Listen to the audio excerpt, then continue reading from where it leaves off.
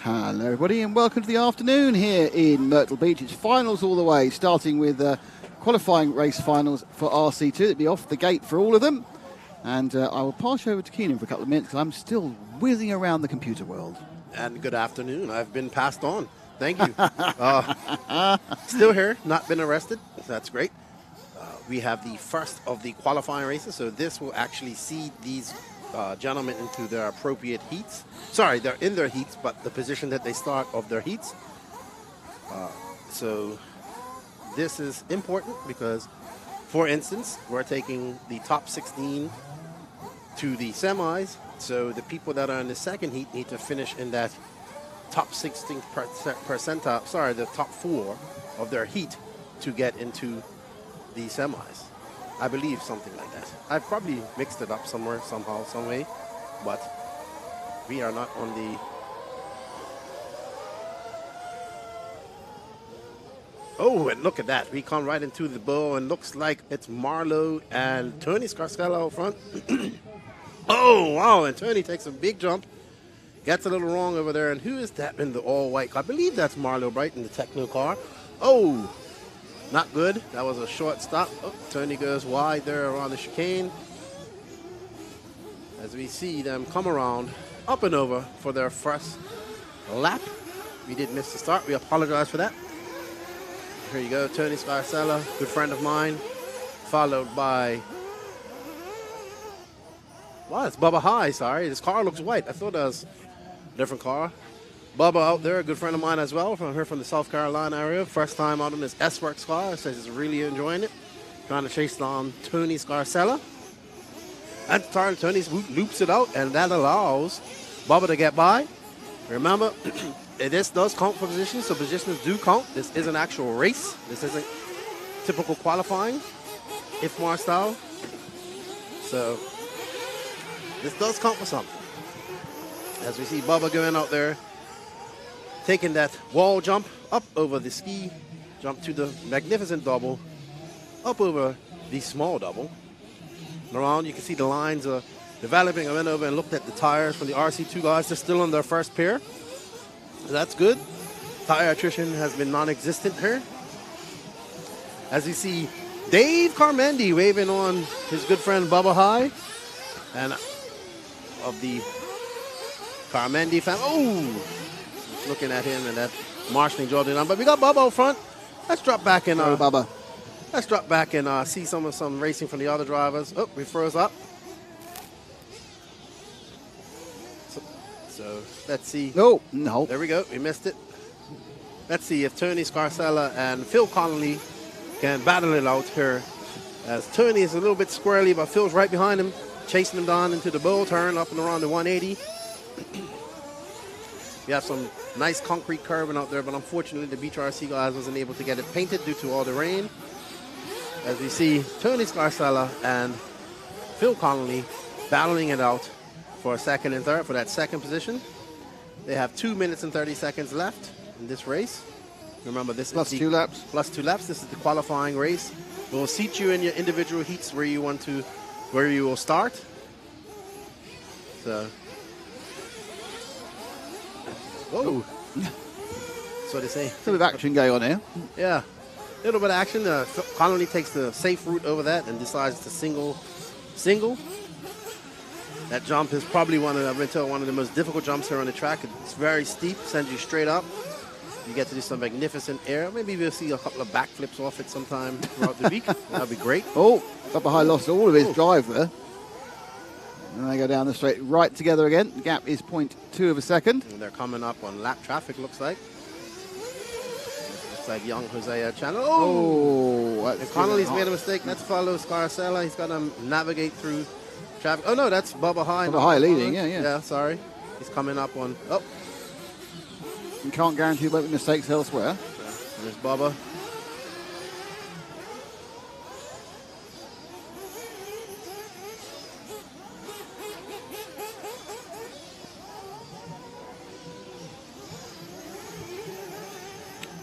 Let's drop back here. Is it Ash? Yes, Ash. One more. Drop back one more. Let's wait her. Let's wait her. Looks like a little battle behind us. Let's see if we can catch it up. No, it looks like this is Phil Connolly again. Looks like he went on, but this is second actually, sorry. It looks like. Let me make sure. Commentator curse. Can't really see the number from her, but I'm pretty sure this is second. This is car number 6. Yes, that's second. Connolly, as you can see, Bubba has a 9. He has it's 9.7 seconds behind Bubba, and he has Camasco right behind him. And whoa, if Connolly makes a mistake, or the person in front of him makes a mistake, sorry, that was Josiah, looked like. Connolly looking to come home, and he won't finish second like that. Needs to take it easy, calm down, and keep it on all fours. This track is unusually difficult. It's done something that I haven't seen it do all the times I've been here. It's gotten a bit rough, but we like it rough, so it's all good. But definitely some weird ruts here. Definitely lengthwise ruts. It's not something I see on a lot of tracks. They're very interesting, very similar to motocross ruts, motocross-esque. I mean, this is the closest thing to motocross you can get to without actually doing motocross, I would say. So similar. Excellent to see. Ooh, but there we have Mr. Connolly. Oh, no. So it looks like second. Camasco did get by him, but he's 2.5 seconds behind. Let's see if he can catch him up.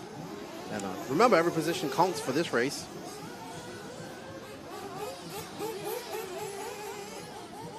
So he's 2.5 seconds. Trying to find the nearest. Oh, there it is. There's his nearest competitor just going out of the sight. That's Mr. Camasco. But he's got a comfortable 2-second lead on him. Just about. Oh, and Connolly makes a mistake. Look, he hit a nail. You don't want to do that too much. That's how you break your car, hitting these nails out there. Hardest part of the track. They're not going anywhere, so don't hit them. This is your first heat of RC2. We'll have the second heat coming up here shortly. Don't forget, we have a junior race to come later on today. 40-plus final, as well as the two roughly 15-minute finals for the RCGP class. We had a little heat going on in that class. Bornhaus felt that Ronafalk hit him. And we ran and examined the video, and it was definitely 50-50. Well, Canas turned up. No, but it's definitely 50-50. But I talked to our referee, and he says it's 50-50. So that's the call, and that's what they have to live with. Make this like rugby. You even look at the ref in the wrong way. So, Bubba High takes the win, followed by Nicholas Camasco, Phil Connolly, Matt Watford, Brad Cribb, Big Cush, Josiah Chandler, Mike Walker, Tony Scarcella, Corey Jordan, and Robert Huguet. So those guys will seed into their individual heats.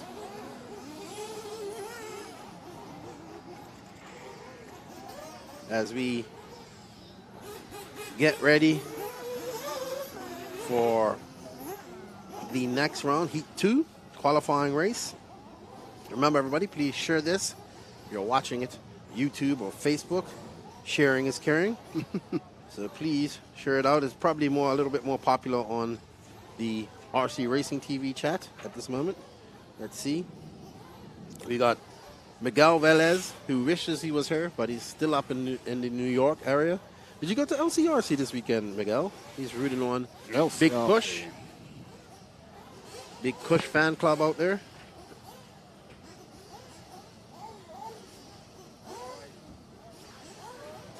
As we get ready for our second heat, we see DJ Hepler, Danny Stockman, Billy Tylaska, Marlo Bright, Kevin Bullock, Ryan LaCour, one of the Deming brothers, Chauncey Mack, Katie Carmandi, Salty Jose Valadao, Jason Roberts, and Michael Kuntz. Be careful with that. Yes.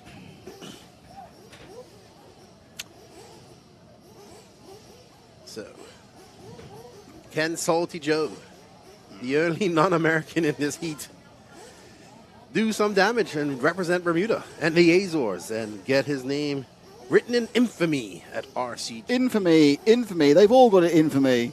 Infamous. One of my favorite lines from the Carry On films. No idea what that is. You don't know what a Carry On film is? No. Ah. Blimey. as we get these guys to straighten, maybe we could get, they're going to go for their warm-up laps. If you're in the area, make the trip down. We still got a lot of racing coming. We have another whole day of racing tomorrow. Absolutely. Can't keep us down. We're racing the whole time. Yeah. Sometimes more often than once. Come down. It's beautiful. No sight of the R word around here. What's the R word? I can't say it. I don't want to jinx the event. Yep, good point. Well made. So it's not in sight.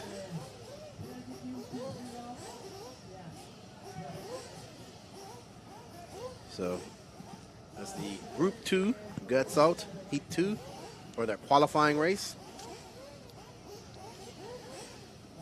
You can see the intensity on the driver's stand as the drivers are watching their cars, getting mentally focused. And then you see Salty Joe just leaning over the edge like he's ready to go home. But there's the Salty One, my roommate for this week. Of course, I already got the warning this morning. The warning this morning? Yeah, somehow this morning for my terrible snoring. Well, yes. I was told to roll over and go sleep on my side, which I... Well, you're sharing a bed? No, but it's right next to each other. Ah, right.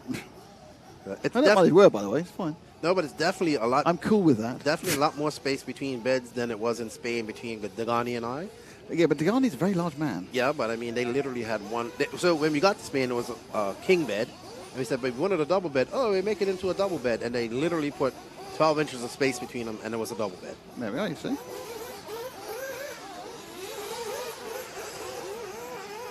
We get ready. Don't forget, we have one more round of RCGP to go. There's definitely... No, we haven't been going straight to the final. Is it straight to the finals? Yes, we've got 2 finals to come. Well, that's a good point. Actually, I was given the final listing. I was back here now.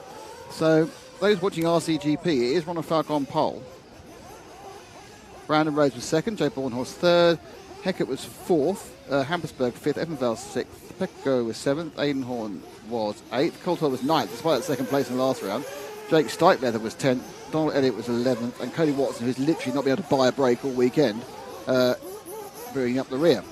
Yeah, poor Cody has pace, has 1 lap pace. Oh, yeah. But 1 lap does not win a race. Well, he's just had tremendous bad luck and reliability. He was on for a third in the first round and then just had a phantom flame out. Hello, Mr. Mike Driscoll. How's Maddie? Met Mike, good friend of mine at the RCGP UK. Says he's jealous. He wishes he was here. Mike Driscoll? Yes. Matron. Matron? Do you know what Ooh Matron is? I have no idea. It's a carry-on thing. Oh, Matron. See, how can you be brought up in an English-speaking sort of not real, thing, and not know Ooh Matron? All I remember of English movies is Have You Been Served? Are You Being Served? Are You Being Served? That wasn't a movie. That's a TV program. Right, TV program. Super Gran. Super Gran. And the other Scottish Granny, fantastic. The other one with Frank Spencer. I can't remember what. Some mothers do have. Yes. Oh, that was hilarious. I used to watch that every Sunday. That must have been a repeat because you're too young to see it first time round. How old are you? 44. So you were born in 1970. Yeah, because it was on in the early 70s. Really? Yeah. Interesting. Are You Being Served as well? Are You Being Served ran from the mid-70s to the early 80s. That was very provocative and edgy. The daft thing it was edgy at the time. Now, in retrospect, because everyone's gone a bit, it all seems terribly risque, but it was the most gentle thing ever. Yeah. For its time, it was, I don't know. Definitely, you listen. I was watching some commercials from it the other day. What was the lady name of the wig? Mrs. Slocum. Yeah. She was hilarious. All right, so they have a few seconds. Seconds before they gate up. Gate up. Can we get some action on the gate there, Ash? There he is. He listens and he moves. Well, not always. Trust me. I've asked him to clean this room up. I am above this now because I am traveling and I have certificates now. That's true. He's certifiable, that's for sure. Certified focused man. Focus puller. He's very proud of that. Well done, Ash. Too right. Said he just missed out on a Gucci gig. Really? That's what he told me. Gucci. Gucci. So for some reason they don't. The third slot, which I thought would be quite a good slot, they're not using. Yeah, I wouldn't want to be on that very far slot. That's Oh, they couldn't find the slot, that's why. It was called slightly confused. What do I do on the gate sort of situation. No one needs a fuel stop, so there should be no problem at all. Now taking the risk in those angles and the way they run. Oh, and someone's fallen right off the top there. May have been Caitlin Carmendi, and they've flipped through. So it's the yellow from the blue, from the all yellow. Now you knew who the all yellow was, didn't you? That's Ryan LeCoeur. Ryan LeCoeur. So it may be that Damien and Stockman are first and second. Need to wait for them to come across the line for our ultimate recommendation. This looks like it's recognition. LeCoeur, Stockman. Oh, no, it's going to be Metric Stockman. Let's see. Oh no, DJ Hepler. Sorry, Hepler made DJ. a huge run through. DJ is a very fast, so I expect that he's probably not DJ happy. from Mac, from LeCoeur, from Deming. So they need to get themselves in the top three, don't they, to be in the semis. Mm-hmm. So Hepler pulling away actually. Yeah, quite effectively. DJ is actually a very good racer. Probably should be in the first heat, but BJ says he remembers RUB. So, Hepler makes a mistake, but he's still comfortably in first. He'll take a couple more laps with DJ. You can see that the bumps that were in that bowl turn have kind of smoothed out a bit. It's good. With DJ Hepler from LeCoeur, from Deming, Bullock, Carmendi. She's looking to get up into that fourth spot.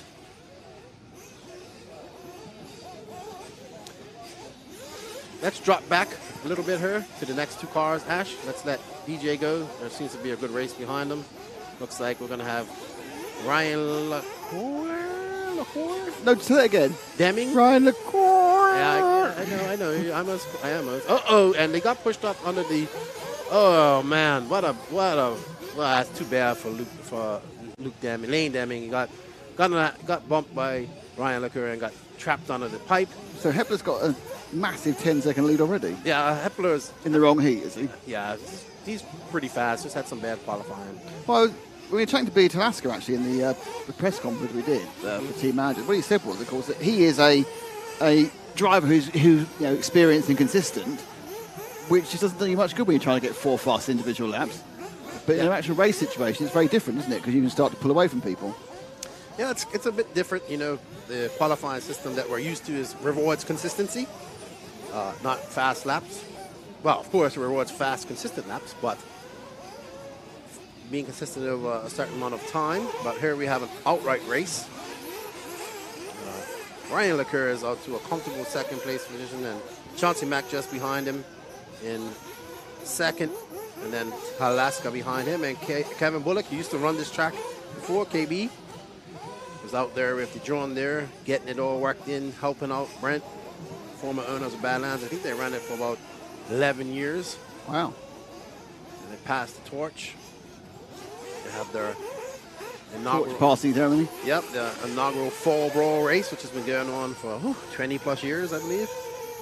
Coming up. Always the first weekend of December. Always good to be back here in Myrtle Beach at the Badlands. And we see Chauncey Mack just coming into the picture. Maybe let's fall back a little bit. Let's catch this gaggle right here. There we go. Let's follow these two. We got Chauncey Mack and Billy Tylaska going at it. Oh, and we froze up there. And infamy is Chauncey Mack and the banana one-can paint job. Oh, Matrick. Nope. Sorry, Matrick was... It's going well then, wasn't it? Busy editing. All these great cuts and everything that you see, that's all done by Matrick. And there we have a great race. We have Chauncey Mack. Looks like Billy Tylaska right behind him. KB right behind him. Ryan LeCoeur falling right back to 5th. Looks like he's going to drop. Not calling, so it looks like he had a problem. And we see Billy Tylaska get crossed. Looks like it was KB. And Chauncey Mack out there in second. Pretty happy. First time attending RCGP. Took a lot of convincing to get Chauncey here. He finally came. I think he's enjoying himself. Be interesting. I want to go out and see how these guys' tires look after. Ooh, there we go. He's trying to come up on the inside there. KB gets him. KB would know this track and this soil very well. He's been here for a very long time. Good to see him out here racing with. Oh, there we go. The neck and neck. But they're catching up to Chauncey now. KB got crossed and he's pulling along Billy Tylaska. I think Billy's race. Ooh, that bump is catching up. Oh, you want to go? Oh, roly, roly. Billy driving smooth. Also has his own track down there in Texas called A1 there. Yeah, he's chatting about that. Busy, busy man. Every day. Is that a nitro track or an electric track? Oh, nitro track. Old school, rough. Gets kind of rough, loamy. But it's not indoor. And if you don't have an indoor track in Texas... Doesn't it get really cold in Texas at certain times? Yes, but it also gets really hot. No, I realise that. The really hot bit I'm fully aware of. The super cold bit I hear is there. They actually have 3 indoor 8-scale tracks in Texas. I mean, it is the biggest state, but they definitely have a lot of tracks. Oh, Billy. Billy, take a walk. That was a bit silly. Big thump there. That wasn't the consistency we were expecting from you. No, no. And as you can tell, remember when we was in Spain and we was talking about the smaller pipe tubing that they had and how it created problems for some of the drivers? Well, how now you have the opposite with this extra tall tubing, and it's harder to get your cars over it once you get over it. But typical, this is what you see, this and the yellow corrugated tubing that you see at American tracks. Kudos to Brent and the Beach RC crew for all their hard work preparing this track. I really felt bad for them after all that work they did. Track looking nice, and then we got her Thursday afternoon, and everybody was just slogging up, cleaning it up and raking it, and it got dry, and then it rained again. You see one foot, if Billy Tylaska is comfortably in third, that'd be a great position for him. Carmendi is the one that's going to look to catch him up and challenge him. She's got 57 seconds plus 2 laps, I would say. So Katie Carmendi wants to get up. Is it the top 3 that go through in this one? The top 4? No, because what it is it then shuffles them into the actual semis and the finals. So right. So I think it's there's 12 and the 16 in the semis, so it'll be the top 4 who'll bump up. Okay, so that's what Carmendi came over and she said, my goal is to get top 4 in this so I can make the semi. So well done to Caitlin. Well Race done. Like a Girl. Hey, Tony Scarcella, how you doing? Tony looking a little bit frustrated out there. Well done, DJ Hapler, Chauncey Mack, Billy Tyleska, and Katie Carmendi will be your bump-ups. Well, not bump-ups, but they'll bump into the semifinals. So they have all day tomorrow to prepare their cars. She went out with a goal in mind, and she got it. Well done.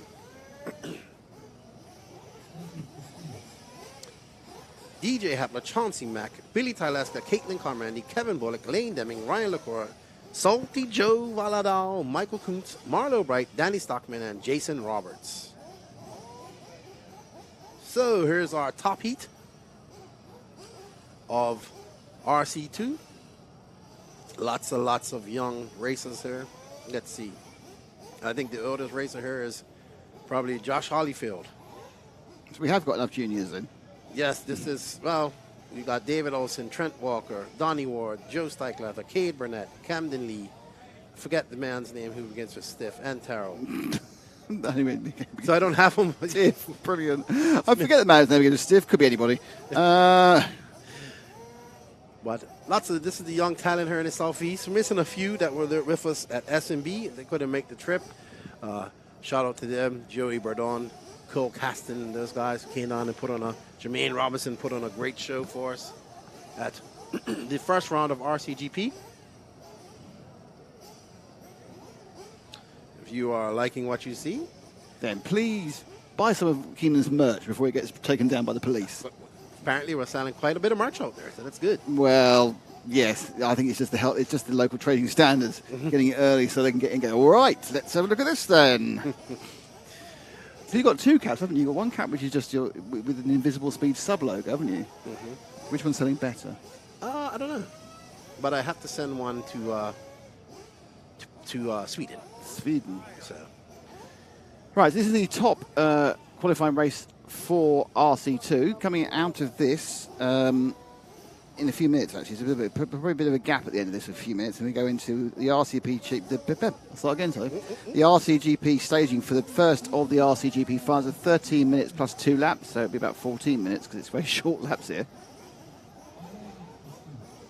Yeah, and we want to pay attention to this one because there's definitely some tempers flaring. Tempers flaring. Tempers fugit, tempers flaring. So we got David Olsen, Trent Walker, Donnie Ward, Joseph Steichler, Cade Burnett, Camden Lee, Jason Smith, Jackson Turrell, Josh Hollyfield, David Cormandi, Luke Deming, Cameron Saxon. Holyfield and Cormandi being the Lotus members of this heat.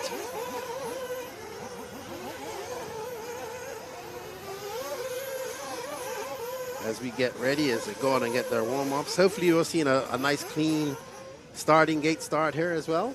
Excuse me.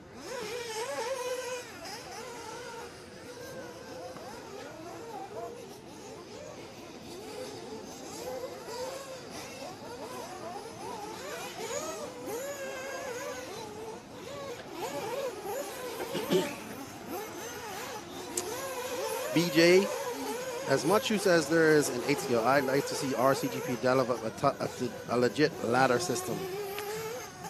Maybe we definitely need more people in attendance. I need more ladders. Yeah, ladders. I haven't got any ladders at the moment. I'm completely ladder free. That's always good to know. It's not good to know. We haven't got a ladder. We need a ladder. I don't have one at home. No.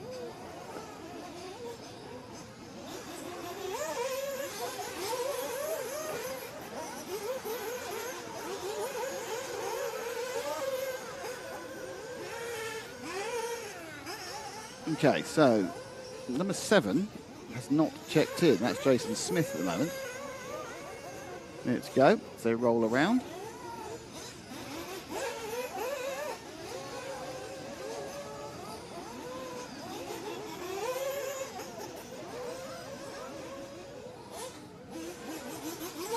They come down and got 59 seconds left in their warm-up, and the mechanics will take them out to the starting gate. And hopefully we get a nice clean start as they go on. And this will be the only time they start on the gate because tomorrow they'll all start from grid starts, IFMAR style. Everyone needs to go at gate starts, don't they? They had gate starts in England as well, I believe, for the qualifying race. Yeah. It's pretty much a set procedure now. We qualified, we gate started them to the max, absolutely. All right, so time's up for these guys.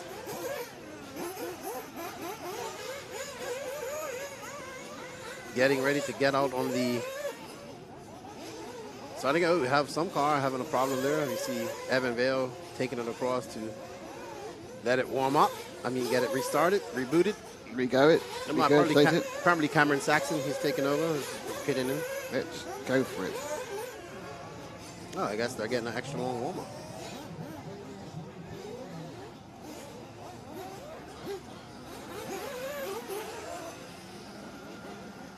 Ashes on his post, diligently. He is diligent, isn't he? Getting ready. He's a diligent young man. To get okay, so here we go. Full focus on the starting gate. Evan Vale and Jake Steichler, the two Beach RCGP drivers, helping out with other teams. I think that Evan's car is flamed in his hand by the run back to the starter boxes.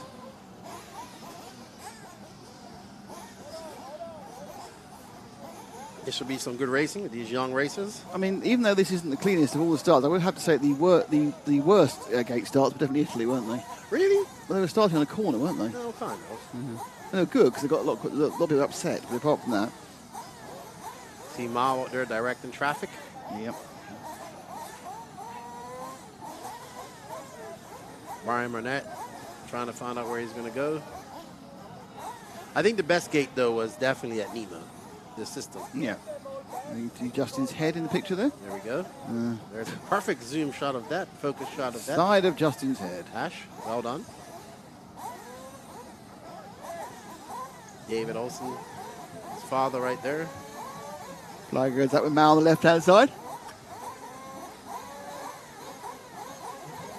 Flag comes. No, sorry, jumped the gun there. Flag comes down. Going to be off when it raises again. And they're off. And, oh, terrible start from the front left. Oh, Trent. Oh, I'm not sure who that was, but someone had an awful start. Yeah.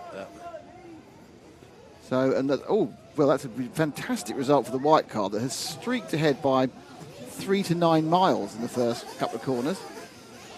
This is a second place red car. This is as much as I can get you at the moment until we get to some numbers. And they go past the start finish. I think that might be car 9, this red car of Josh Holyfield, but don't quote me on that. There they go, second place. No, it's not. It's the 6 of Camden Lee. But it was David Olsen, the pole man, who made an absolutely cracking start. The big loser there looks like the 4 and the 5 of Stike Leather and Burnett, who end up towards the back of the grid and off the back of the grid. I'm wondering if the 7 of Jason Smith even started. He didn't know. Jason Smith didn't even start. Looks like Cade Burnett broke his car, lefty. Yeah, probably. So we're down to 10, and Stike Leather was left a long way ahead off that instance you saw at the front, the right-hand side of the start in procedure. Yeah, I think if I was on the gate start, I'd just not try to beat everybody and just... Oh, but you're not a racer, though, are you? No, but we had gate starts in Bermuda. I would try to... Did you win? I did. I was the first ever Bermudian national champion. Oh, well done. I never got a trophy for it. Oh. Did get a sponsorship for it. By? The hobby shop. Oh. What happened the following year? I won it again. I won both seasons, actually. Our first 2 seasons. Were there a lot of entries? No. Doesn't matter, you beat your turns up. We're talking about like 2003, 2, I can't. Okay. Oh. Ooh, what a dance of the... Camden there, just about keeping the thing on the island.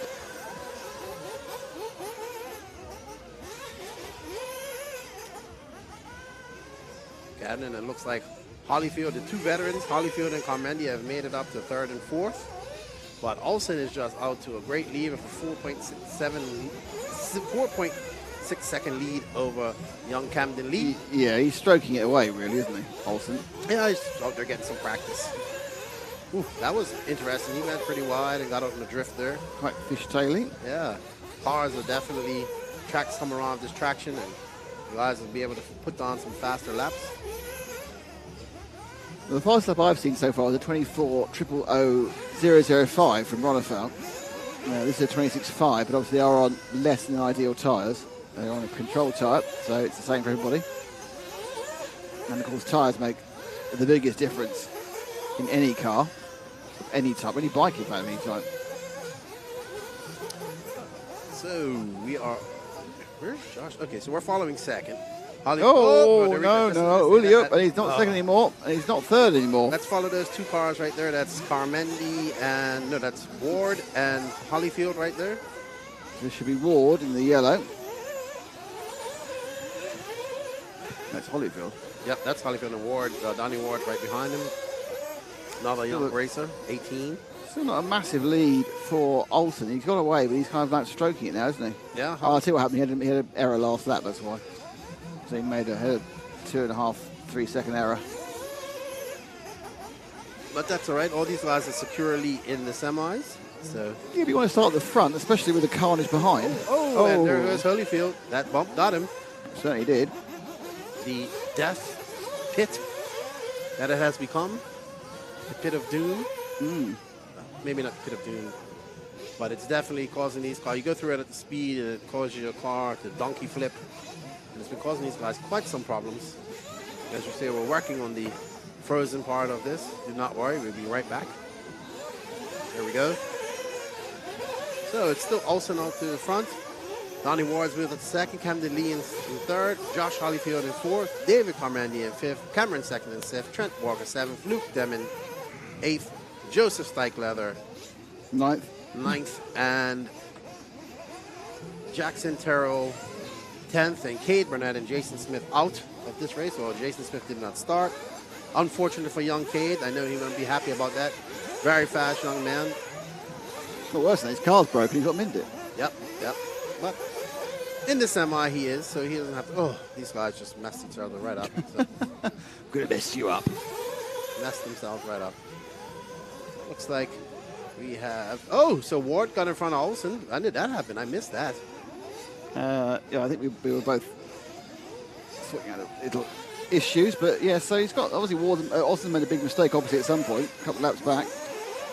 Yeah, he did a 32-second lap last time round.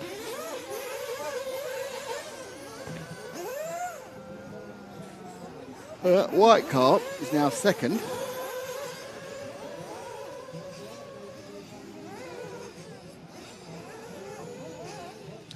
We're on board. It looks like, who is this we're following?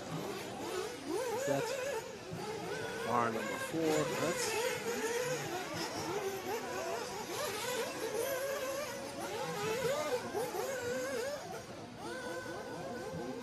Oh, what a great pass. so Ward leads 3.2 seconds ahead of, was that Olsen being overtaken for the second as well? I'm trying to figure out who that overtook. Is that lap traffic or what? I think it was Olsen, wasn't it?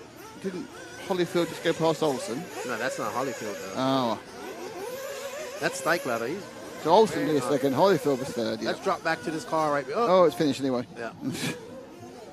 They've all finished. There, that's Olsen right there. He's still in second. That's confusing. He's finished. And Zach has bought Vittles.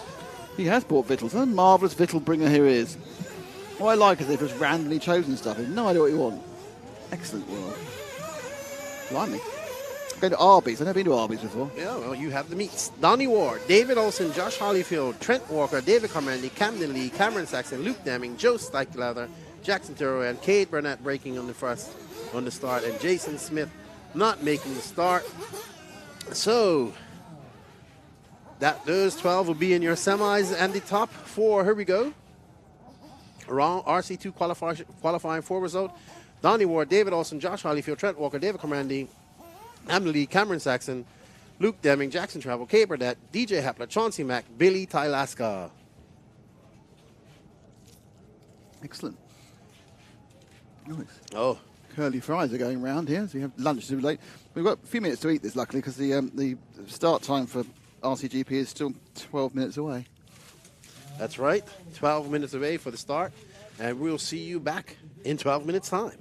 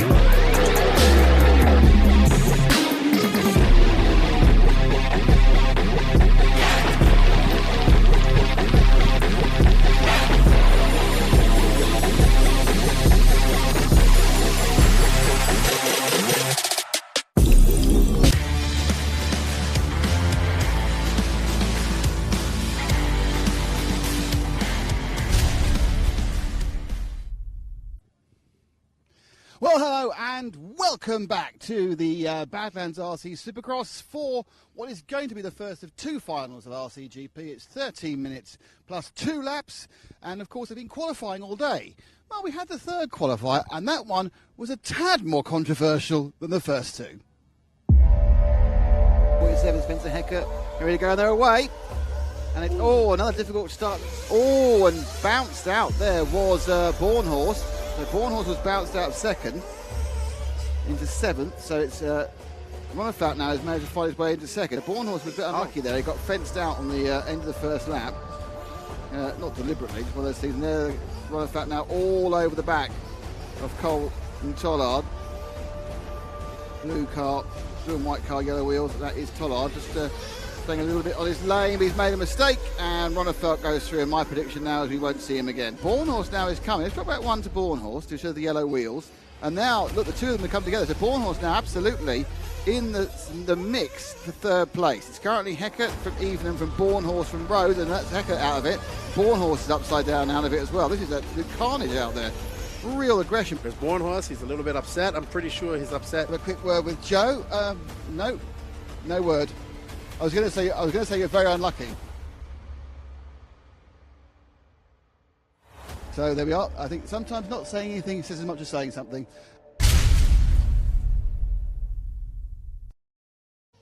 Well, yes, a controversial last round. We analysed that accident many times and decided it was 6-1, half dozen the other. But look, I'm taking my life in my own hands. I have Aidan Horn to talk to. Aidan, qualifying not gone brilliantly. I mean, I'd say 8th is about as brilliant as it gets. I don't know what the problem is. Well, there's 7 ahead of you, only 4 behind you. That's simple maths. I mean, it's just a gate start. I mean, guy that TQs can be last out of the first corner both times. It's easy for that to happen. I've had a couple back row starts where I come out top 3, so really just going to see how it goes. I mean, 3 rounds of qualifying is kind of a waste of time for a gate start, in my opinion. So I'm not too worried about it. We'll see how it goes. So how are you feeling once the car's actually running and doing laps? Well, I'm 8th, so obviously could be better. But we're working on it. We'll get it figured out. I think we got the right tire now. A little bit harder compound, so we'll see. I don't know. It really just depends on how the first lap goes and determine your whole pace of your race, to be honest. So, really just rolling the dice and see if we can get lucky. It's always nice to get lucky on a Saturday evening. Yeah, I'd rather be lucky than good. Well, that's all I've ever been. Thank you, Aidan. Well done. Congratulations. As we meander this way, the drivers have been very recalcitrant. You get a bit past the quagmire as we talk to various drivers. They're all hanging around here in the rev-up area. Let's see if we can grab a quick word with Jake, who we're walking around. Jake, first RCGP final, looking forward to it? First one? Yes, sir. Yes, sir. First one. I mean, what is, can you, with a gate start, can you have tactics or is it just luck? Yeah, hold your line. If it gets wild, you need to, if you need to check up, you need to check up a little bit. But, I mean, really just hold your line. Don't do anything crazy around everybody else, That just makes the whole thing worse. But I think starting on the inside with a 180 at the end, you can kind of block people out and just, definitely the left side gates are better. Well, I hope you get a left side gate. Thank you, Jake. Is that how you condition your tyres? Oh, yeah. Burning them in, baby. Sounds like I burn about $10 worth of tyre tread. Gotta be dialed out there. They're freshies. How you feeling it's going so far? It's going good. We're traction's starting to go up a little bit, so trying a little harder tire, see what it's going to do. Great stuff. Up you go. Right, well, we'll get to meet all of these drivers individually in a moment. But first of all, I think we need to hand back to Keenan in the centre. Oh, hard like 4, really, that shoe gang like 450. I got married, was so giddy, swear my wife's skin looks so pretty. I don't care if they roll with me, headed to the top, but they don't give me. That's why some peeps can go with me. I'm a heathen just like coffee. I am adjusting the elephants that are right here in the room. Church is way more than the people who walk in the building. No wonder you see in my zone. I ain't the truth, I'm just a messenger. I got the views up on the regular. Get in the booth, writing like Eminem. This is the proof. No one is better than my God. And welcome back. We are getting ready for the first of the RCGP short sprint finals. Remember, these are roughly about 15 minutes. So this does go by laps. And as I see the drivers getting ready, there's Joe. Bornhaus looks like he's changed up his positioning. Oh, no, he's been there all weekend. Joe a little bit upset about the final round of qualifying. But, you know, this wouldn't be racing if these guys didn't get a little bit upset. Pecco up there with his new sunglasses. Evan Vale. Aiden Horn, Raging Aiden Horn. Cody Watson looking to do better than have a better day today. Spencer, the Heckard. We got Hampus. The Padawan. Jake Steichleather. And of course, there's the Viking. See Brandon Rose. B. Rose, Dirty Dawn, getting ready. Cole Ingtaller.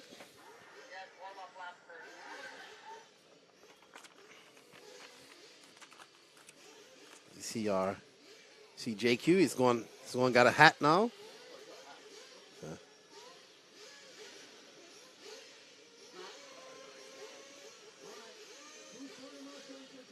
Yes, JQ has a hat. I was trying to talk about JQ's hat for a while.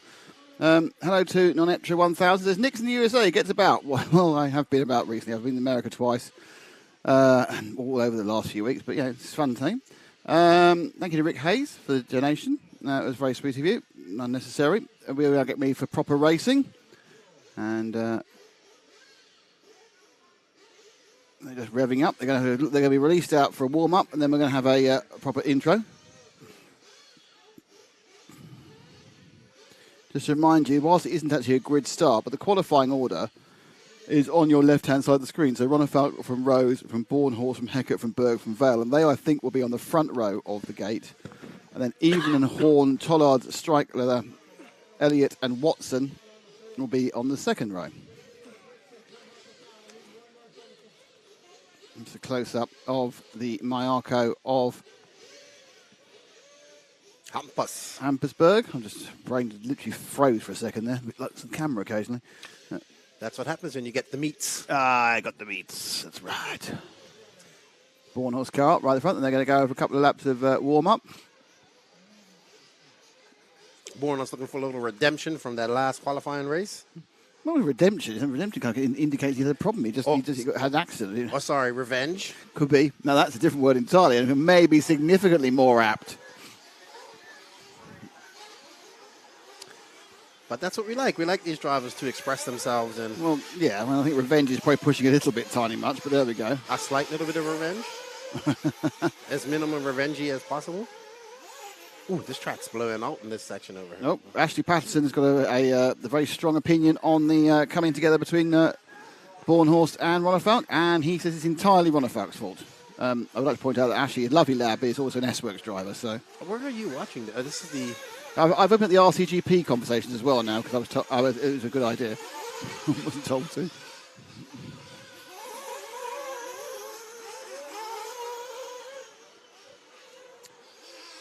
Okay. Here we go.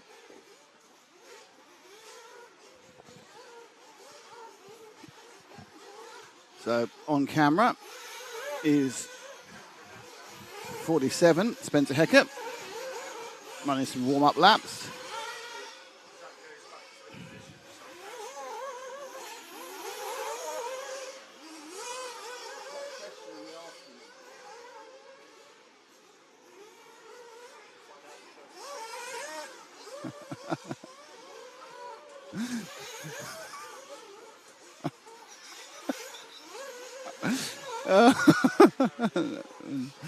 Oh, sorry, this is quite amusing. You'll find out why in about 2 minutes' time.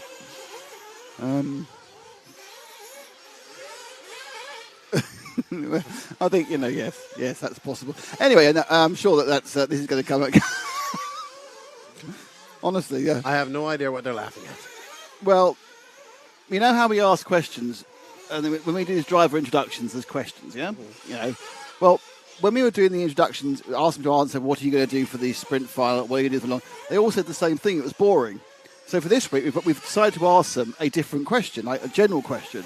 like a favourite book or something like that. However, I don't know what question they've been asked for this set of interviews, and neither does Matt.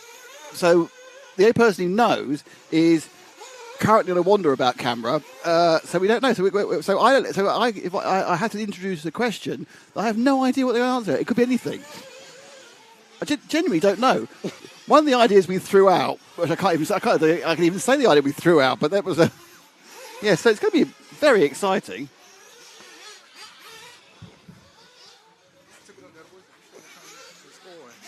That's scoring. And they come now, so we're getting ready to release the drivers. We will find out the exciting things they're going to say. So, right, this is a 13-minute plus 2-lap final. And we are going to release them any second now. So we need to be on car number 7, Ash.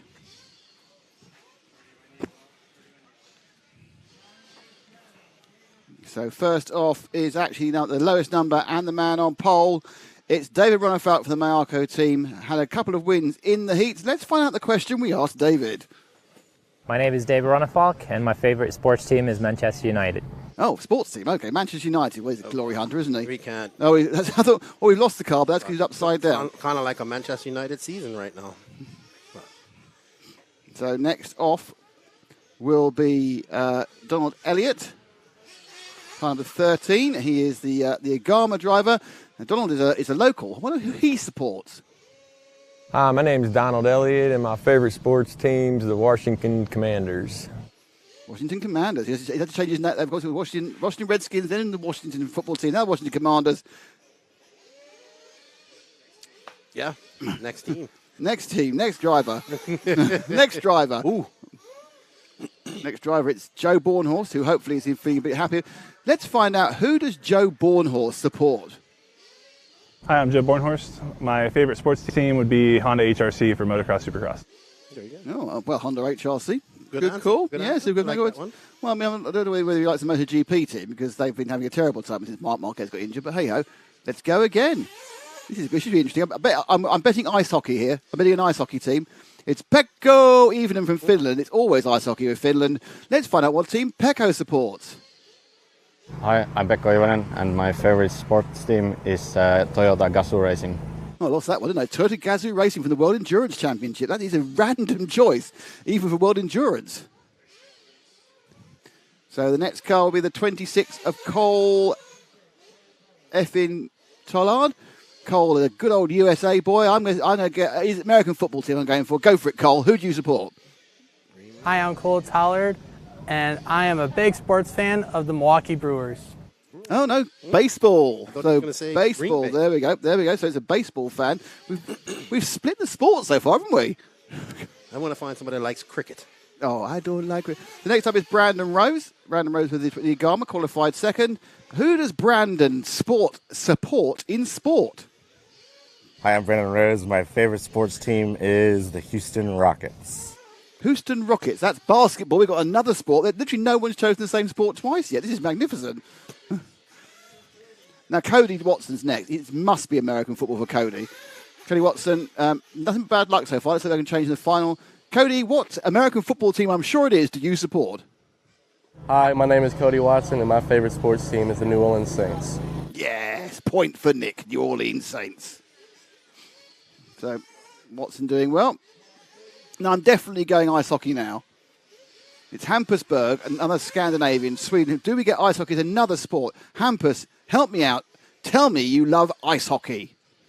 My name is Hampusburg, and my favorite sports team is in Formula One, Ferrari.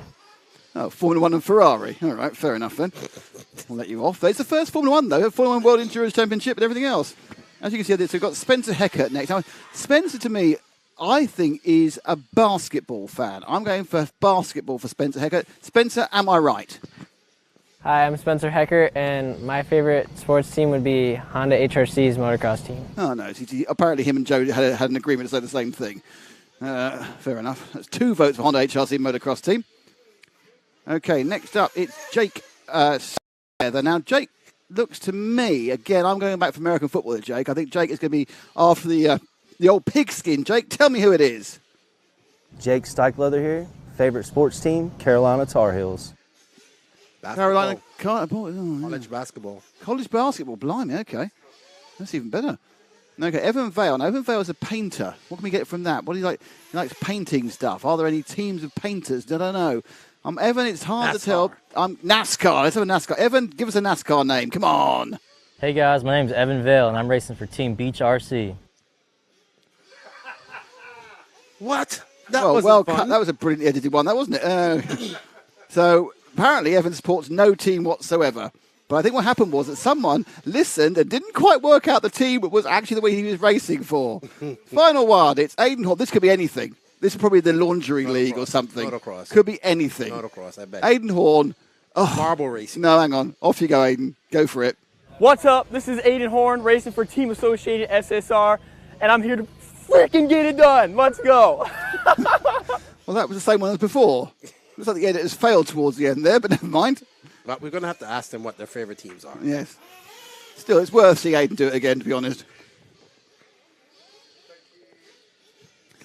No cricket teams and a Manchester United. Wow, we just might as well just turn the stream off now. Yeah. Mention Manchester United.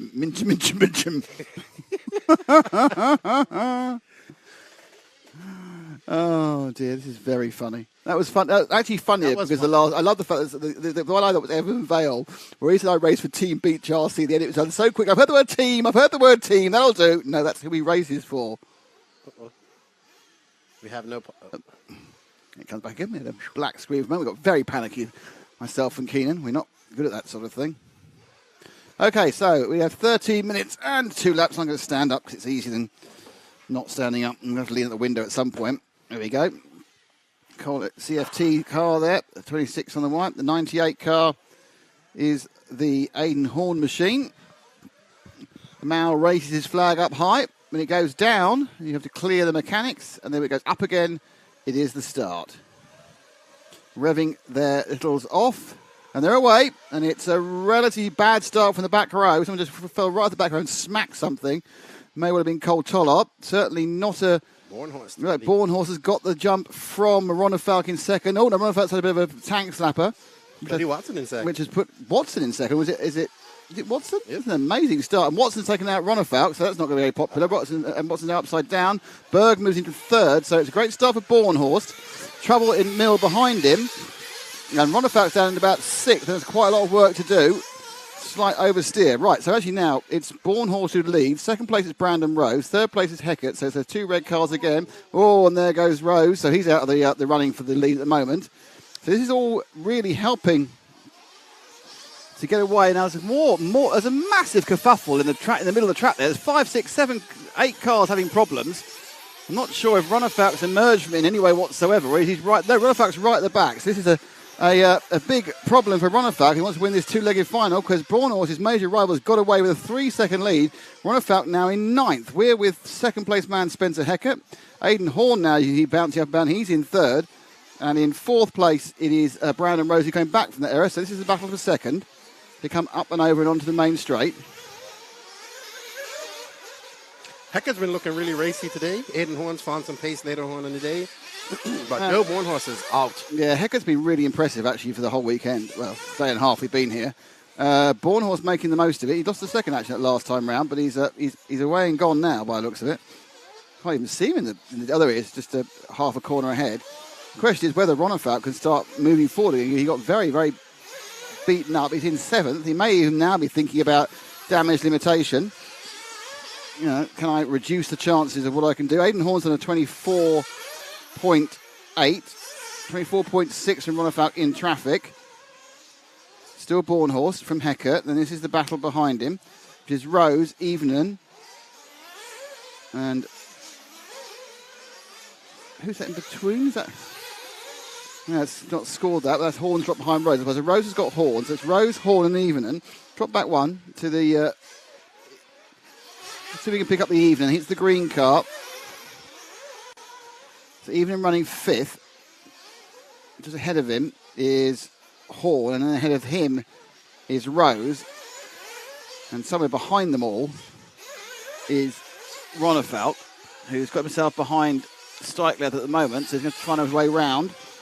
And then he can start trying to move a bit further up, and he has got round. So Ronnefeldt's got a lot of time to make up. The biggest problem he's got, actually, Bornhaus isn't actually pulling his teammate, as even makes a mistake on the side. Sorry, that wasn't even, that was Watson. Makes a mistake. Now, we've actually a change for the lead, and Bornhaus is upside down. So that's Bornhaus upside down being marshalled now. That was a mistake for Bornhaus. He's dropped to 4th place. So Bornhaus in 4th. Round he goes. So that was a poor, and now the problem he's got is that Ronnefeldt's right behind him in a position. Now Hecker, who we've been saying has been going well, is leading. And it's Hecker who's... so let's pick up our leader. Hecker is just going underneath Frank's position now. Actually, he's just gone past it because it's a crash. Something else. Sorry, he's down the main straight. And Rose has made a mistake as well. So Hecker leads, coming back towards the rostrum again and over the big double. And now away. So it's Hecker in 1st place. Now, there's even sort of gaps between the rest of them. Ronnefeldt in 5th. Didn't make the most of getting past Rose there. So that's Hecker leading now. Let's let him go at the hairpin. And then you've got Horn. And then you've got Bornhaus. No, let him go. Let him go. Then you've got Bornhaus is next. And then you should have Rose, and that's the one you want. The Rose and the Ronnefeldt battle there. Because they are the closest on track, and they're actually kind of gaining on Joe as well. And we are only 4.5 minutes in. Heckert's got a nice little lead. In fact, Heckert's got the fastest lap at 24.5. So there's a lot to be said for being in clean air as Ronnefeldt tries to come back through. He's got to try and gain on Brandon Rose, and Brandon's had quite a bit of pace himself throughout the course of today. He's managed to get a couple of... and Ronnefeldt's rolled out and got away with it. He has. And the drivers were saying, Lefty, the problem is once you start to push, you're in real trouble. Yeah, and this track's rough, and it's getting rougher. The bumps are getting up. The traction's probably higher as it's been all day. So they're trying to push, and it's fast. It's a fast track as well. So, but Heckert is definitely having the drive of the weekend so far. He's doing well. He's cutting and Ronnefeldt makes another twice, mistake. the same lap, same place twice. He won't be too happy about that. No, we're not halfway yet, but it's it's not going on now, is it? It really is. Whatever he's done, or if it's just not having his brain particularly engaged at this point, it's not working for Ronnefeldt at all. You can see how the track's cratering up during that run onto the main straight. Oh, he's got a free play. He's got Bornhaus. He's got a free position of Bornhaus there. So this is playing into Hecker. Perhaps Hecker is our surprise chance for winning the whole thing. Mm-hmm. But Bornhaus, that was definitely Bornhaus' yellow wheel car that has dropped down to 5th. Rose is just ahead of... That's Dawn. That's Dirty Dawn, is it? That's the problem we had before. Needs to be moved out the way by the traffic. There he goes. Let's Ronnefeldt go. And as you can see, Ronnefeldt now in 4th, Bornhaus in 5th. The gap between Rose and Ronnefeldt is 3 seconds. The big gap is between 1st and 2nd, where Heckert's got a 6-second lead. Certainly made the most of a good start. And the disadvantage, obviously, is very, very short track, is they are lapping almost immediately. Coming into more lappery. Yeah, it's Cody in front. He's got to get through him. This is the only advantage for Ronnefeldt, of course. He's not the first person to have come past him.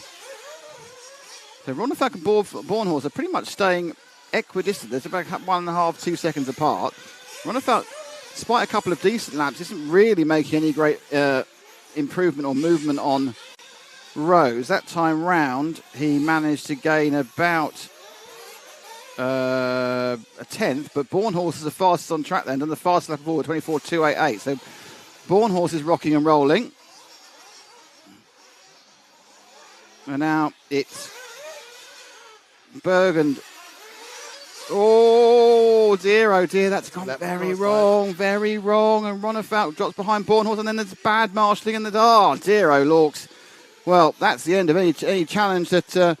let's see if we can move forward to Bornhaus. He's got the yellow wheels. I think he's coming towards you, Ash, there, just in front of you.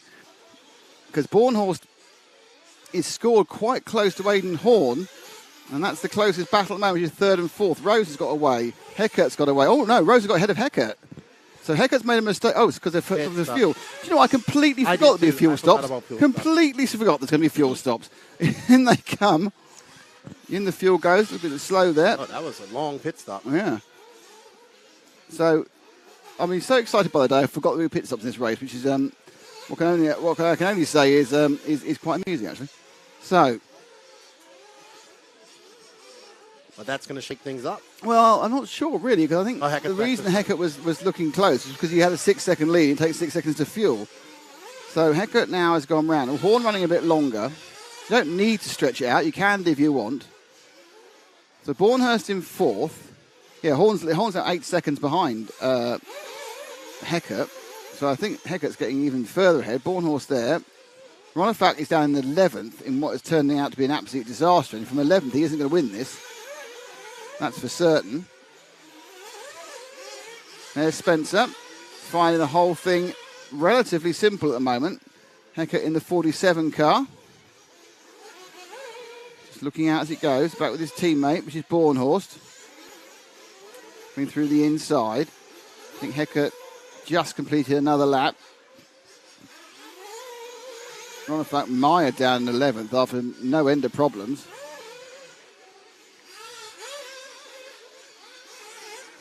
It's Brandon Rose in 3rd, Bornhorst in 4th. Horn doing well for a second, but a long way off. And then Ronefalk just pinged up to 6th place in one go. I just wonder whether perhaps Ronefalk was missed a lap at one point. I think Ronefalk might be missed a lap. So he's been given his lap back, so he's actually in 6th, which does make more sense. But my guess is he may well have missed a lap and they found it out. So he runs in 6th because obviously Elliott and Watson were a long way behind. And there's Bornhorst, who is nowhere near anyone. So we can find Rose, who should be about 3 seconds up the road. The next red car up the road, really, I would go for. And he should be. There's one more forward there, up to the hairpin. There you go. That's it. The orange and white car. That is Rose now battling Horn for 2nd place. The 2nd and 3rd, Aidan Horn and Brandon Rose. And in fairness to Brandon, who struggled at Nemo with the European multi-surface, is certainly not struggling. Back on a home ground clay track, and he got a bit too... got away with that one, didn't he? It's a really, really risky concept to start fighting around that fast right-hand corner. And bumps right there. It's really mashed up. Ooh, nice whip over there. So, running 2.5 minutes plus 2 laps. Now, the 6th place of Ronefalk, 4th place of Bornhorst, but Heckert's win is, if he stays where he is, that's going to be really, really important. Yeah, and these guys, the second race, the temperatures will be cooler, so maybe the track will be a little slower. Yeah, it doesn't matter. It's not done on speed, it's done on position. That's the key thing. Now, Berg is 8 seconds behind Bornhorst, but only a couple of tenths ahead of Ronefalk. Ronefalk's got past Berg. So Berg had another problem. So Ronefalk now in 5th, Bornhorst in 4th. We're with Rose, who's 3rd after that rollout. Still trying to get... Oof, it's horrible down there. Trying to get past as Horn, that blue and white flash in the corner. And I'll tell you now, Hecker's lead's gone down significantly. Hecker made a mistake in the last lap, or 2 laps ago, I think it was, and dropped about 4 seconds. Or has he made a really, really late fuel stop? I don't know, one of the two. But Hecker...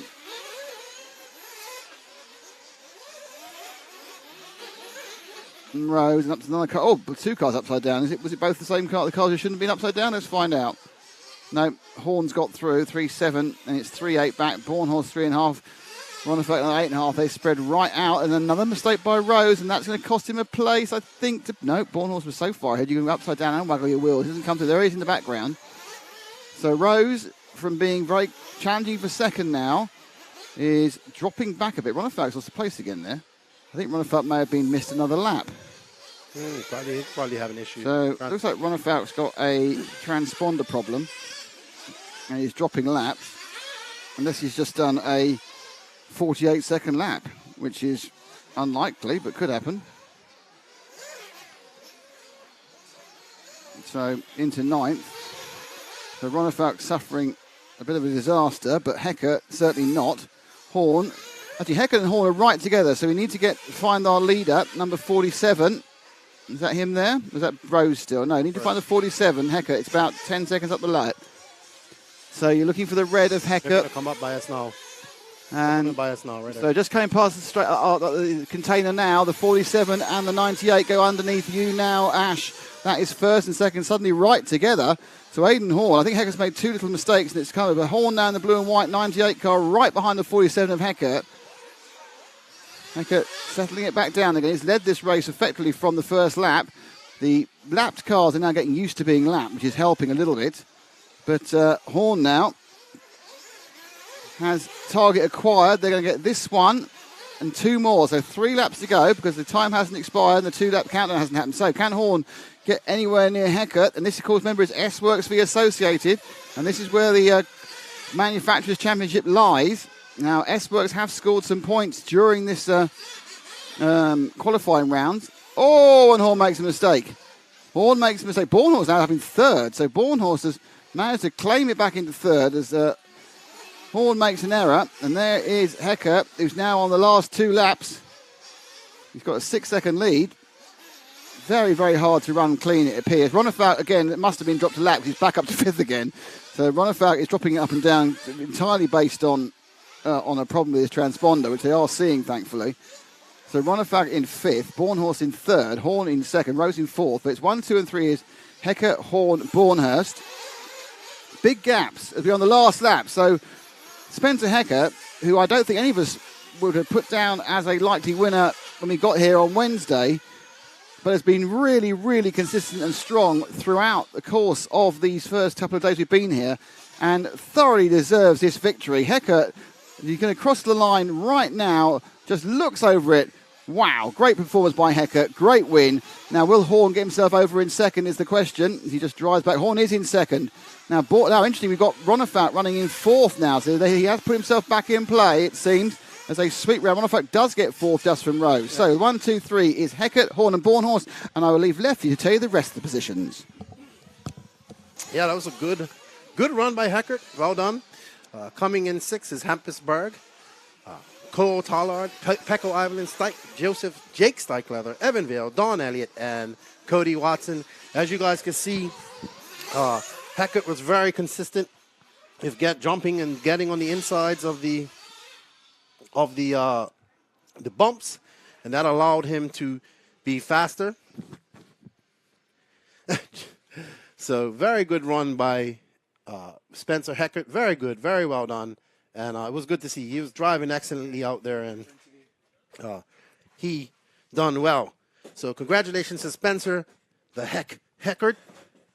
And shout out to everybody out there in the chat. I see we got Chemo RC, Salty's Godson. We got Daiquiri Man. Good to see.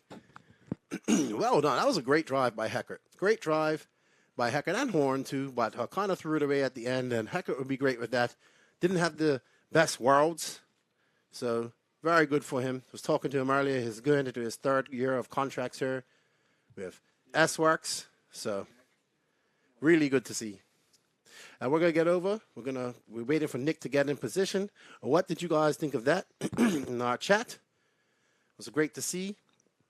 At one time, we had Heckert, Horn, and Rose battling, and we're getting ready. Nick seems to be in position, so let's hand it over to Nick. With our top 3 finishers, well, that was a very busy race, Joe. I think you were in every single position apart from first, weren't you? Yeah, that was a struggle out there for sure. I have some work to do for the second one. Going to go back and think about it real quick, and yeah, I'm not sure what to do, but got some work to do. Is it traffic or just your car feeling horrible? No, it's just I'm kind of struggling with the car feeling right now. The traffic was fine. I just made mistakes on my own. I got to a great start. And, just kind of made my own mistakes, so got some work to do. Track looks rough. Is that what's causing the problems? No, more so just a comfort feeling. I'm not really sure what or how to even explain it. It's just overall comfort, and, so make some changes and try again. Got it now. Thanks, Joe. And in 2nd place, it's Aiden, sorry, can I break your chat, please? So in 2nd is Aiden Hall. Aiden, who, all you need to do is talk to me, and you worked out what to do. So you were surprised with 2nd as I am your 2nd? I mean, we've had good pace all week, just haven't really seemed to put it together. But yeah, sometimes it's just better to be lucky than good, and I think that was maybe a example of that right there. I mean, the first couple laps is pretty important, and luckily I made some moves through there and got in that clean. I think I was probably top 5, and then some guys made some mistakes, and I got up to Spencer at the end there, and it was looking like we were going to run it to the line and just clip that curb, and with a couple laps to go, and Had to settle for second, but I mean, qualifying close to last, I mean, I'll take a second all day for sure. How hard is it to run clean for 13 minutes around there? I mean, this track has a lot going on. I mean, especially with the bumps on the right-hand side. You got to be – there's not really much room to breathe out there, honestly. There's always setting up the car, missing a bump, doing this, doing that, whipping into that corner, trying not to hit that curb. Like, you don't really get a break out there, so you got to be pretty locked in for the whole time, and it's super tough, especially with the developing track. Congratulations, and look forward to the second heat. Thank you. Cheers, mate. Thank you, Aidan. And finally, our winner. Well, Spencer, that was a pretty impressive performance. You were a long way ahead. You made a mistake, but luckily you stayed ahead. Yeah, it was really good. Got a clean start. That's big here, so that was good. I got a pretty good lead. Was running with Joe at the beginning, and then Aiden started to catch me at the end because I made a mistake, but I was able to hold him off and got the win. You seem, in the middle of the period when everyone else was literally throwing themselves on the track, you seem very relaxed. You seem to get in a rhythm. Yeah, I was just trying to run clean laps. This track is really tough now. It got pretty rough, so I knew I had a good gap, so I just was running clean, trying not to make mistakes because I knew those guys were going to be battling. So. Spencer, well done. We're looking forward to seeing the next heat. So you've got to wait till about an hour before the second heat of the second leg, should I say, of the final of RCGP Round 7 here in Myrtle Beach. With that, back to Keenan. Yes, congratulations to Spencer Heckert. Great drive from him, and he takes the win, followed by Aiden Horn, Joe Bornhaus in third, David Ronafal fourth, Brandon Rose fifth, Hampus Berg sixth, Cole Tollard seventh, Pecco Ivan in eighth, Jake Steichlecker ninth, Evan Vale 10th, Donald Elliott 11th, and Cody Watson 12th. So we're getting ready for our next race, which will be, excuse me, our junior final, which is coming up at 3:30. We'll be back after this.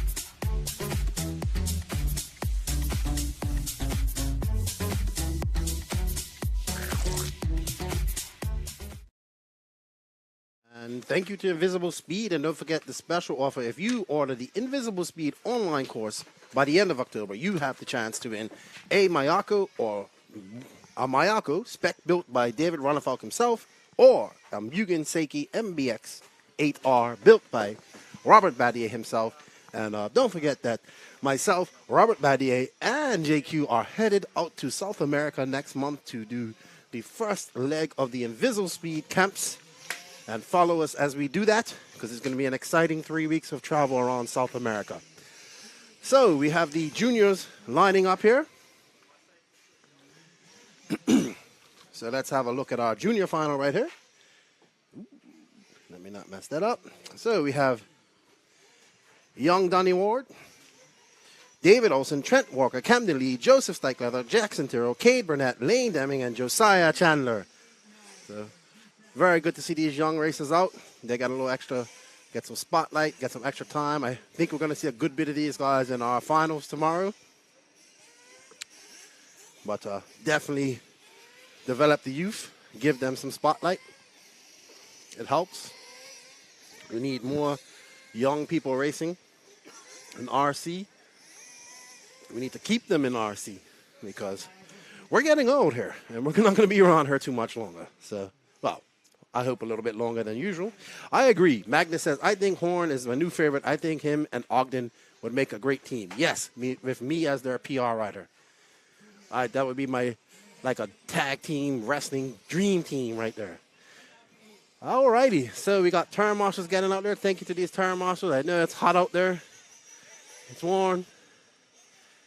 So you can see right here, I'm looking at the roughest part of the track. It is really rough. It's got some rough bumps out there. It's causing these pro guys all types of problems. So it's really rough. I have never seen the Badlands get this rough, to be honest.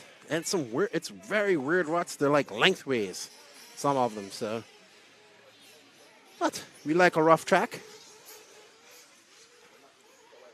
Thank you all for tuning in. We got about an hour before the next RCGP final. Great win. Salty he's doing all right. He's going to be in the RCGP Loves RC2. He said he'll do it, so he's going to be in that. He's busy wrenching.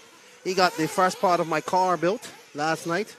He'll finish it off today. So starting first is Donnie Ward. Second, David Olson. Third, Trent Walker. Fourth, Camden Lee, Joseph Stykely, Jackson Terrell, Cade Burnett, Luke Deming, and Blaine Deming, and Josiah Chandler. I think Josiah's the youngest guy up there. He's probably the biggest one, though, but he's the youngest of them all. 15 years old, very big for 15, avid baseball player. We got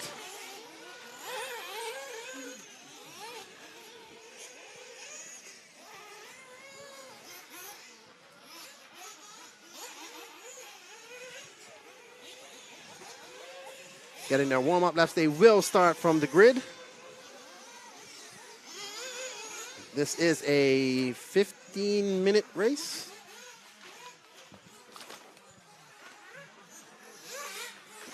$13-minute plus 2 laps. So, as Nick said, it works out to be about 14 minutes or less because the laps are pretty fast here at the Badlands.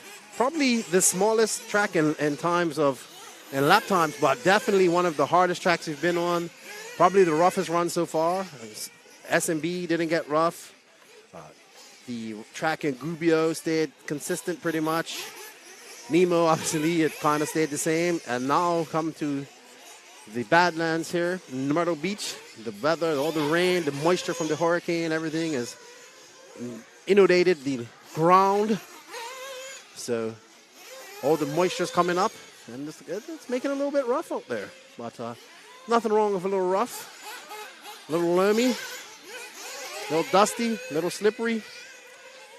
And with the spec tires, makes it a little bit more difficult because they're probably anticipating it to be a little bit more high traction. It will be high traction tomorrow as well when the sun gets up.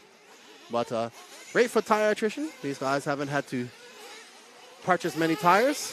So I'm sure there's some guys who will go through this whole race entirely with one set of tires, which would be great. So should be getting ready.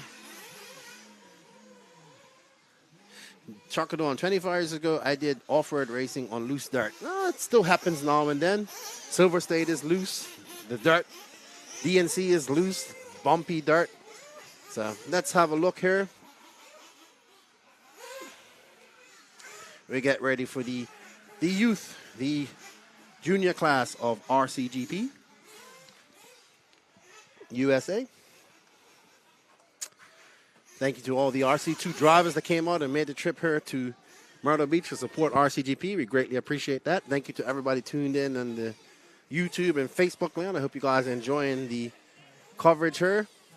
Thank you to RCGP and RC Racing TV for all their hard work. And, of course, the Badlands crew.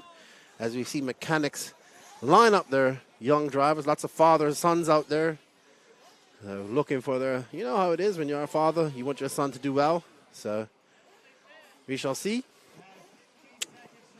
These young men have come to race, and race they will do.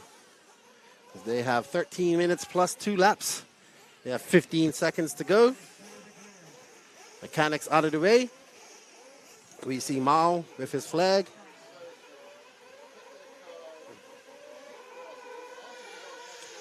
And it's a very clean start, and it looks like, let's see, I can't tell, but somebody got out to a good start. Let's see who it is when they come across. I still can't see, so wait till they come back here. It's car number 7.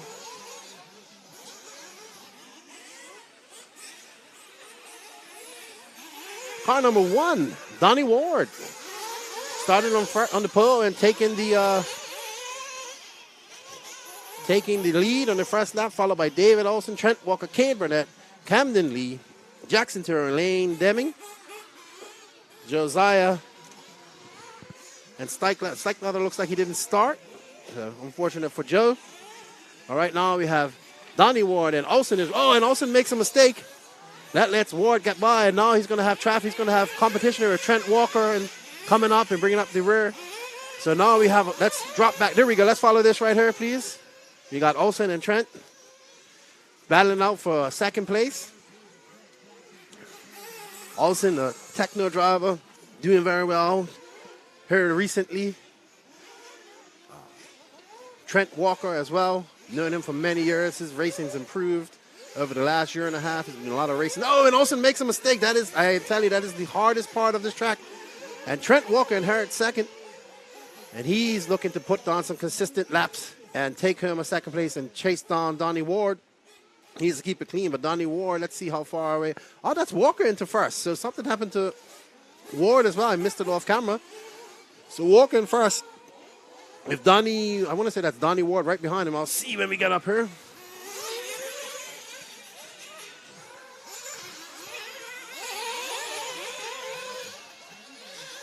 So that is actually Jackson Terrell that's right behind Trent Walker. That's Trent Walker out to lead. Let's follow him for a little bit. But it's saying that there's David Olson. So Olson must have came in and took a second place here from Terrell. I don't know what happened to Terrell. I didn't see what happened to him off camera. Well, we got Olson, who should be in second now. And Cade Burnett right behind him at 1.4 seconds. And Olson is 3.2 seconds behind Trent, who's out to a nice little lead here, but needs to keep it on all fours. But Olson is coming. And he's bringing Burnett right along with him. Oh no, Burnett's made some bad mistakes back there. So Olson's in the move. He's trying to catch up Trent. The gap's dropped to 1.5 here. We're going to have, he's catching up with the tail. Let's stay with these guys right now because the battle for first is on. Let's see. Olson is going to try and catch up Trent right now. And he is. He's sniffing blood. There he is. He's able to, oh, there he is. They're going to come up with some lap traffic there. Oh, and Olson makes a mistake but keeps it on 2 wheels. 2 wheels and, oh, this section's right. Oh, he's got to figure out how to, oh, Olson, you can't do that. Come on, David. He comes in through the pits and does it Cole Ogden style. Cole Ogden's made that famous. 2018 Southern Nats when he got pushed wide and came ripping through the pits. He did it like Ogden, another Southeast driver here, but that puts Olson back 3.1 seconds.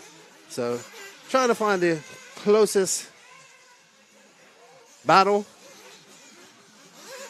going on here. Let's drop back to car number 7. I'll let you know when I find them. There we go. There's car number 7 now coming up over the double, the yellow and orange car right here. Yellow wheels. That's it. That's young Cade Burnett, the young Georgian, making the trip over with his father. They also raced in the RCGP event at SMB. Cade, we're looking to put his head down and catch Olson, who's now Walker. And Trent Walker's pulled out to a 5.8 second lead over David Olson. And Burnett's 5.6 seconds behind Burnett, looking to push the issue and catch it. Oh, no, he's caught up Olson. Olson must have made a mistake. Lap traffic's getting these guys. So, but now the battle is on as Cade Burnett and David Olson is separated by 0.3 seconds. So, and Olson makes a mistake. And he's going to, Cade makes a mistake. He's going to catch him up. He's got to keep calm and not try to he's got to limit these mistakes and Just try to reel Olsen in. And Olsen's been making some mistakes as well. But you know who's not making mistakes? It's Trent Walker. He's just out to the front on a Sunday drive. Probably using this for some great practice. Probably going to have to come in and pit soon. I see his dad over there getting ready to do some pit work. Let's find our leader and give him some love. Let's go to car number 3. I'll find him for you. Here he is. He's coming to the start-finish line now. Car number 3, you got him right into the bowl. First car into the bowl. That one right there. You got him. Good job. Well done, Ash. Trent Walker got a 9.99 second lead over David Olsen. Should be coming in for fuel shortly. See his dad's there. Let's have him. Going to come in for fuel there if you could catch him there, Ash, on this lap. Oh, that was a good move by Trent. Oh, it went a little bit wide. He's got time. Just got to keep it calm. You see Mike Walker down there getting on the fuel pit. Oh, look. Very good stop by Mike Walker. Good stop by Mike Walker. Great teamwork by Team Walker, which lets Trent to come out in first position and maintain that. I know he'll be super pumped about this. He's got 6 minutes and 47 seconds plus 2 laps. Trent just has to keep it calm, and he will do well, and he will win this junior final. Keep it on all 4s. Let's see what the gap is when he comes across. Trent Walker getting out to a comfortable lead. I know Jake Lasker is probably going crazy now. But he's got a 13.2 second lead. Sorry, he's got a 9.5 second lead over David Olsen. And Kay Burnett 3.7 seconds behind him. Trent's pretty much out to a good lead here. We'll come back and look at our second, and there's no real battles going on besides second place. And that's a little bit so. Let's follow this blue car for a little bit right here. That's coming on the straightaway. Ash. It's coming onto the bowl. Just hold on the bowl. Blue car. Here we go. This is our pretty much closest battle. David Olsen and Cade Burnett, but he's got a 3.9 second lead on Burnett. Burnett's really fast. He's just driving really wild out there, making a lot of mistakes. Looks like David Olsen's calmed down and putting his techno where he wants it.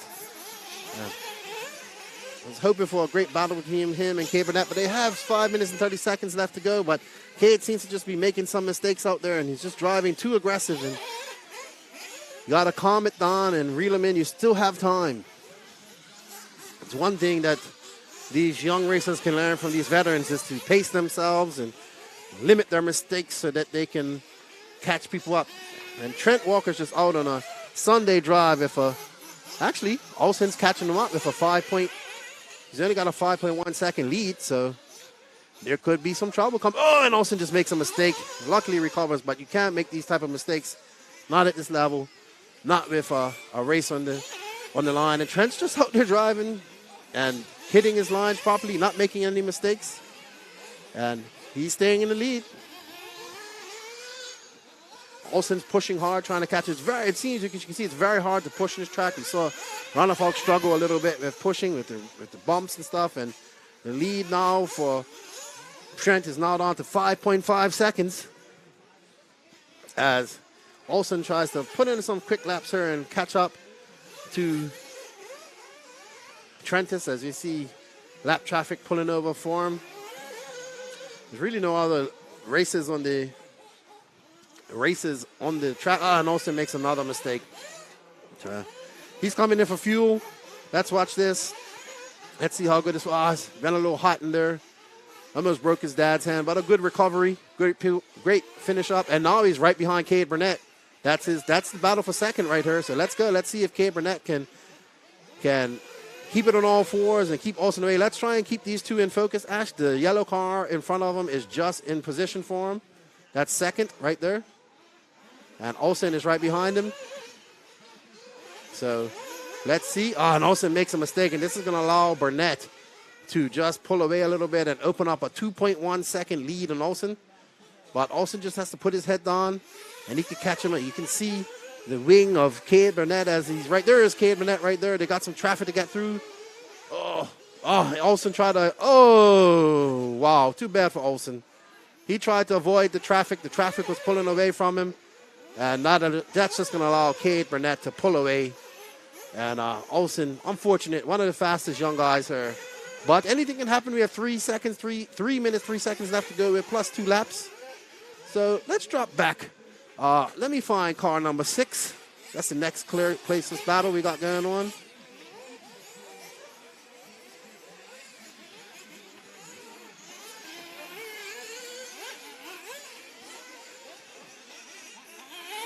All right, let's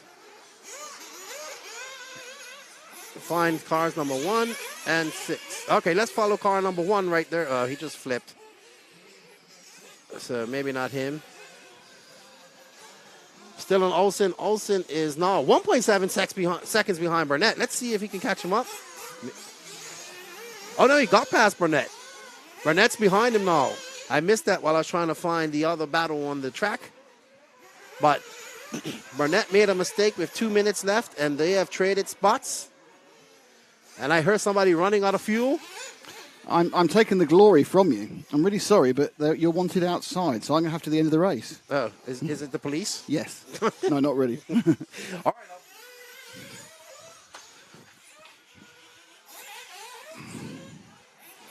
So it's Trent Walker leading from David Olsen.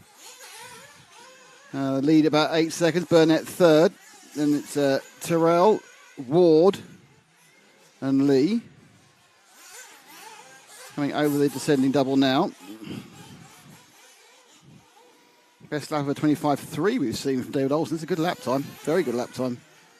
Oh, that's a mistake for the 7 of Burnett. He's got a 4-second lead. He hasn't lost that in one go. Second place man. To Cade. It's very oversteered. Everyone's talking about how the problem is on that right-hand side of the circuit. It's very oversteery. You can see they're just trying to control the whole thing as it bounces off. Lead down to 3 seconds. So this is 13 laps again, plus 2, that's 13 minutes plus 2 laps. And a second mistake there, and that's that blue and white car of David Olsen. Bumping, and then Olsen makes a mistake. So as they get on through this race, it gets harder and harder and harder for the guys to be error-free. And you can see the gap now, 1.7 seconds. Olsen's got this one and 2 more. Sorry, this one and 3 more, I would think. Of course, we've got a breakdown. Not sure that has stopped. We've lost it's not Stikler there immediately, but something else just flamed out. Looks like it may well be Donny Ward, who dropped out of 4th. Yep, Ward flamed out of 4th. But look at this, all over the battle of a second now. It's right on. Burnett just ahead of Olsen. The battle of a second is on your screen. Multiple colour car. My colour car is second. The blue and white car is in third. Oh, this side, Olsen looking to get there. They're trying to do at the same time, trying to lapse. And Olsen gets a little help from the back marker. He overshot it, rolled, then I think he got knocked back onto his wheels again. He did, but they're going to be down to 2 laps very soon. Don't forget it's when the leader passes the start finish, not when anybody passes it. And there's a great smell of suntan. Lefty's come back. I thought Lefty was going to go for a while, actually. I thought he'd been stolen for some time. Lefty, you can carry on now. No, I didn't get arrested.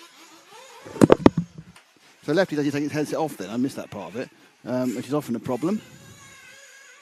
Alrighty, I am back. And we have Frozen. We need Matt. We will do.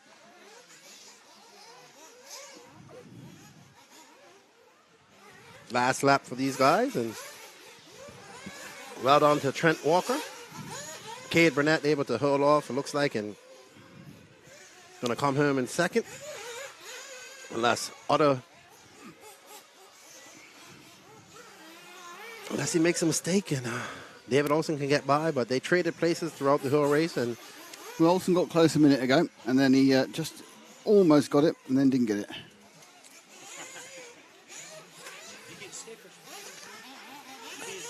Lefty just got a T-shirt, blimey.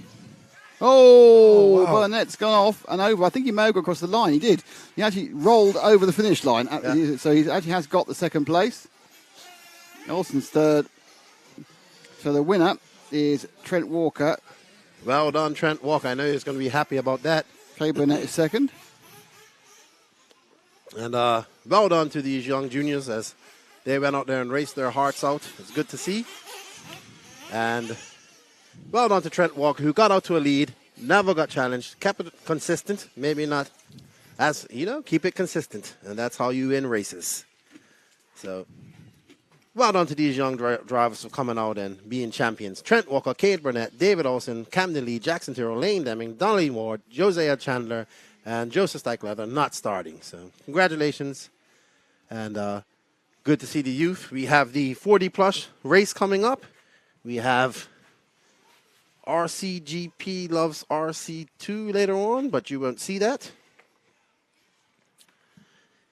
You missed out the second of the day final. Oh, sorry. We have the RCGP main final coming up at 4:40. And then the next race we have is at 4 o'clock will be the RC2 40-plus final. 13 minutes plus 2 laps.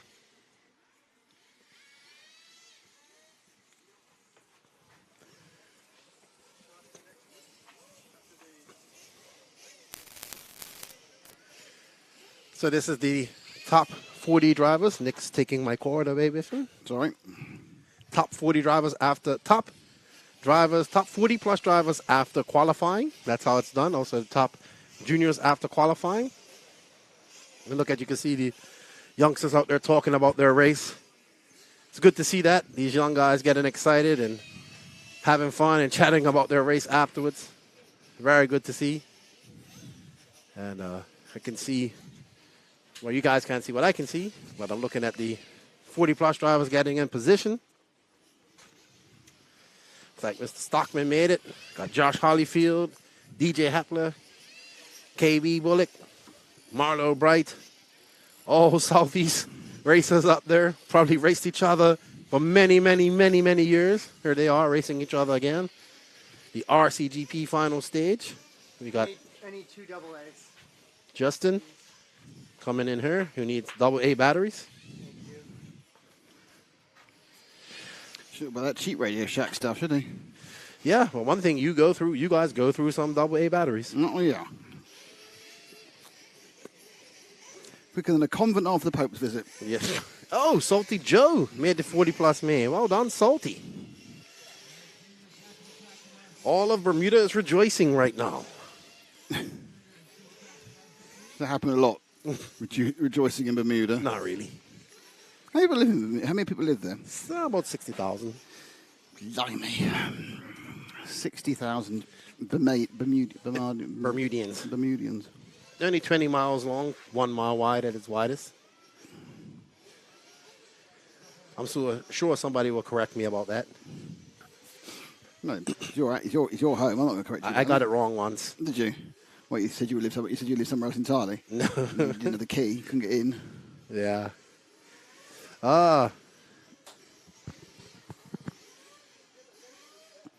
Any exciting messages? Good race. He says first place is just merrily living off second and third place. Well, that's how you get in first. Don't make mistakes. Well, everybody else does. Magnus Byrne, I think Horner is a new favourite. Him and Ogden make a great team. That's very true. That was the worst selection of sports team I've ever heard, but the last two were particularly amusing because they weren't actually sports teams. But there we go. First place is just merrily living off second and third place mistakes. He's quite right in that last final. Greetings from Germany, from Tracker John. Hi, how you doing? Who did racing on loose dirt. Yep, not bad first final. Not at all. With a surprise winner, Spencer Heckett taking a... Well, he's looked good all day. He has. Ronnefeld got himself just mired in rubbish during the first of the first part. And as you can see, it's just very hard to push. It is. Pushing is difficult. It's almost as difficult to push as it is when you're in the final stages of labour. I wouldn't know anything about that. Well, your wife had 2 babies, didn't she? Yes. Were you involved at all? No. Oh, yeah, so you didn't have to do the whole going in thing? No, they didn't let you in. Really? And C-sections. Oh, you had a C-section, okay. They don't do... well, when my wife had a C-section, my ex-wife, should I say, had a C-section, I got to see it. It was great. No, they wouldn't let me. I really enjoyed it. It was a very great experience. It was very exciting to see your baby born like an alien. Came up the stomach like John Hurt, sort of thing. Brilliant. That's like, see. Can't leave you guys alone for... Yeah. It's birth. But I don't think F1 are having to fill quite as much as we are. Yeah, the man looked at us. Matt gets that nervous look in his eyes, like, oh, we've not sworn. It's fine. That's the key point to remember. No swearing. Only one swear word today, and it wasn't Not by us. Not us. Not us at all. Wasn't us. We didn't say anything. We got somebody from Italy. Hello, ciao, Italy. How was the Red Ciao, GP? Italy. I think it's over. It's over. No, I think they're racing tomorrow, aren't they? I saw some. Well, certainly it's finished for the day 'cause it's 9 o'clock. We haven't got floodlights there. And they're probably that nice cold beer that they have on tap there. Well, it will be cold. It was so hot when we were down there in Ospey team, wasn't it? Yeah, it was hot. Too hot. Made the whole thing awful. Yeah, you had to drink beer. Well, yes. No, well, not all of us did, but you just seem to make that your hobby, but never mind. No. It is. Oh, boy. The intensity up there at the 40-plus races. Well, we have a full field. That's not saying a good thing. We should have a full field of juniors and a less field of 40-plus, I would say. Well, this is more of a, it's obviously in the Carolina, have some older people, don't we? Oh, you're singing some Shaggy? Wouldn't go as far as singing.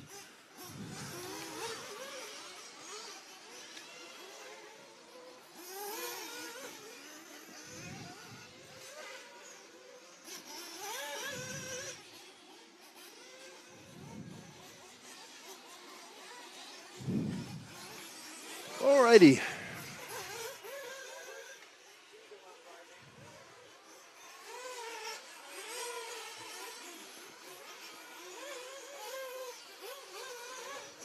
So it's Holyfield on pole. Well, not really on pole because they're all on a gate. So it's Holyfield, Hepler, Chauncey Mack, Billy Talaska, Kevin Bullock, and Ryan Lecuva, who'll be off the front.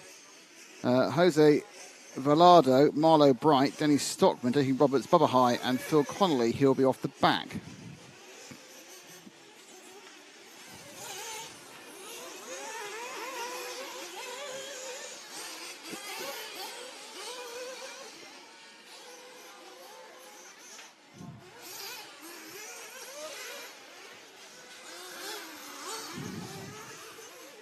Nicholas, have you had any sweet tea while you've been here? No, I wouldn't do that. You don't like the sweet tea?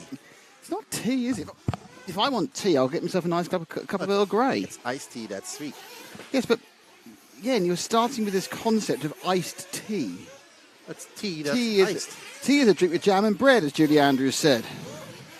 Tea. Drink with jam and bread. That will bring us back to... Yep. I do know that song. Good. Sound of Music. It is. Uh-oh.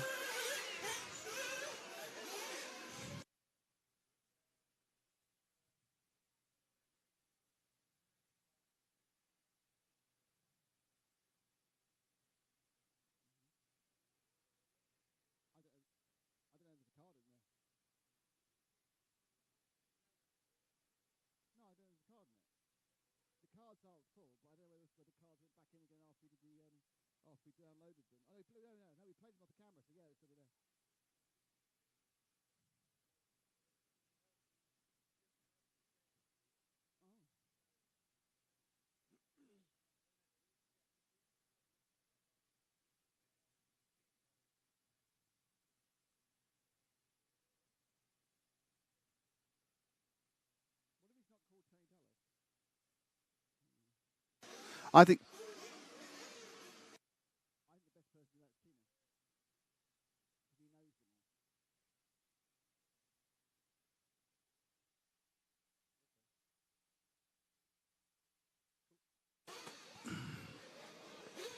Get ready for the 40-plus final.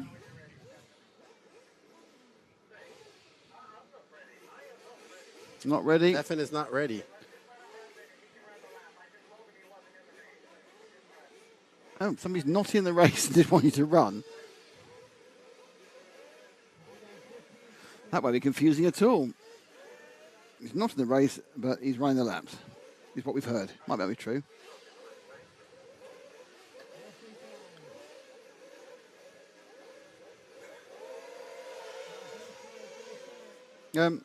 What happened there? False start. They didn't Release the back. Oh. We wouldn't get involved in an accident during the run back to the grid.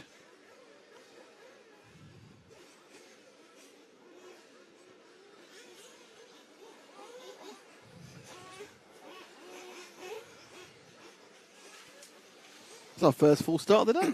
Yeah, first one. Not bad. Not bad at all. I think all gates need to be like the Nemo gate. Yes, the linked gate was quite a big plus point, wasn't it? Some excellent bum cleavage there.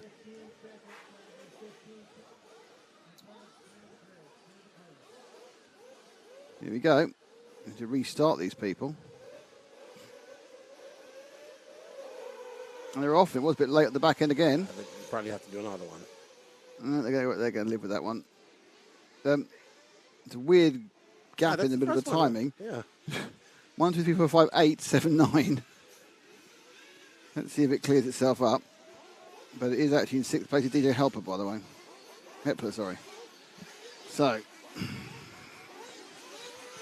leading. Holyfield. It's Holyfield. Yep. From Bullock, from Valdau, from Talaska, from Bright, from Connolly, from Stockman, from Mack, from Hepler. It's Ryan Lecouvert. A long way back, and Bubba High. 17 seconds off the leading 1 lap. It's not really a great start, and Jason Roberts doesn't appear to have started. So we've got 11 runners.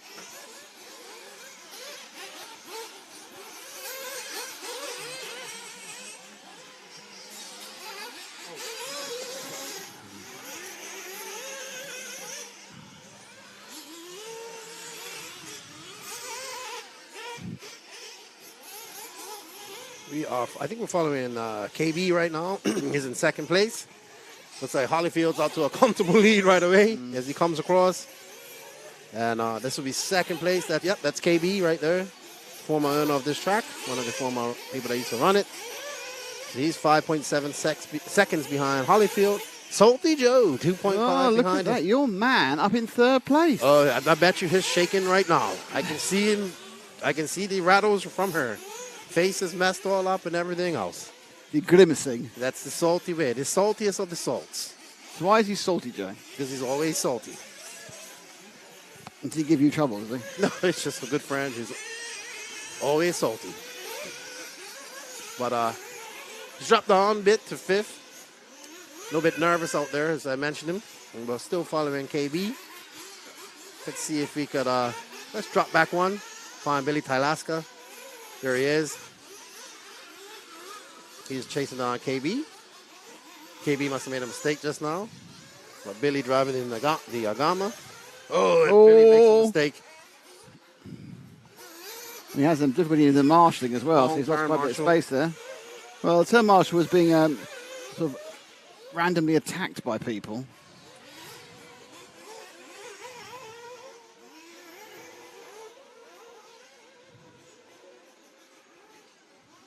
So now Talaska under quite that DJ Hepler considerable right behind progression him. from Hepler, yeah, in the blue. And the quite slow around that tight section was Hepler, which allowed Talaska to get away. Now, immediately ahead of Talaska is Marlowe Bright. So the white car is in 3rd. Oh. Ooh, we got a race. Momentum there, got through it. So this is 3rd, 4th, and 5th. Bright, Talaska, and Hepler. And Talaska moves in, and Hepler just side swipes and just check passes as well. They've gone through. So Bright moves from 3rd to 5th in 2 corners.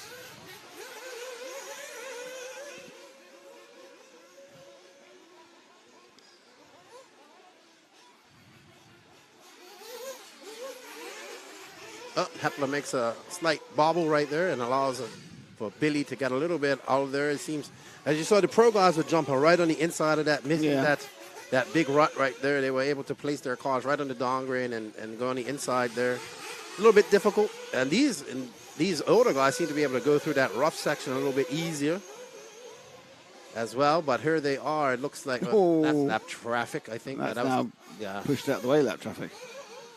So Talaska and Hepler battling it out for the bottom step of the podium, the 40-plus final here, RCGP Event 4. These guys have definitely raced each other quite a lot. Oh, and Hepler makes another small bobble there that cost him some tenths. And Billy just cruising out there. Not taking any risks, just driving some clean lines. Pretty smooth through there, Billy. That was a nice drive. He said, he didn't have the ultimate pace, but he was the guy who could drive consistently and regularly. He's proven that at the moment with his third place. I'm not sure if that's a guy ahead of him who just crashed or a back marker. That's Phil Connolly, who's down in 12th. That's one of the back markers. And that's Salty Joe, who's plummeted like a rock in a well. That's because you told him how nervous he should be. He's absolutely fine until you told him he was going to be nervous.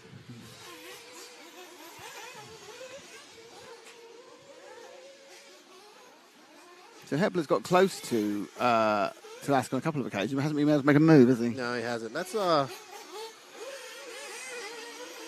drop back 2. Okay, I'll let you know. Yeah, but that might be the right 2. No, I'll find them.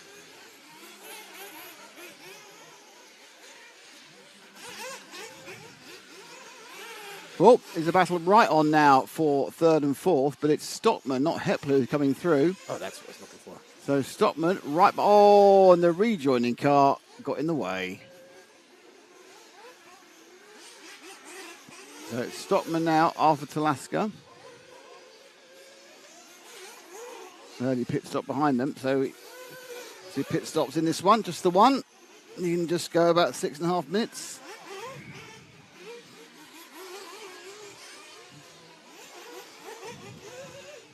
Danny Stockman, the crew chief. Number 18, Kyle Busch Motorsports. In between races here, doing some RC racing.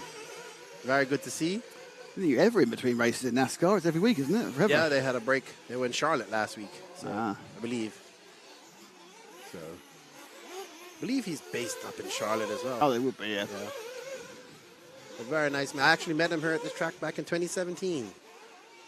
It was super impressive, his pit setup. Had like an actual toolbox set all up. Very nice. And he makes a mistake. Chasing down Billy Tylaska. He's going to lose some time there. There's 6 minutes 14, and he's coming in for fuel. Let's see if he can Let's see if it's going to be a NASCAR pit stop or a F1 pit stop. But they don't fuel up in NASCAR and F1, unfortunately. No, it's too dangerous. Yes. That's a good pit stop by Brian Burnett. Oh. Well, that was a good roll. Oh. That's dropped Stockman down to 5th. DJ Hepler's got past him, probably when he came in for fuel.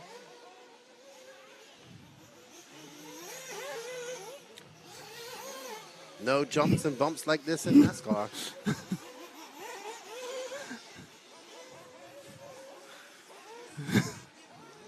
As Matt just silently laughs here in the background at something picture that he's took. And takes a sip of his massive, massive sweet tea.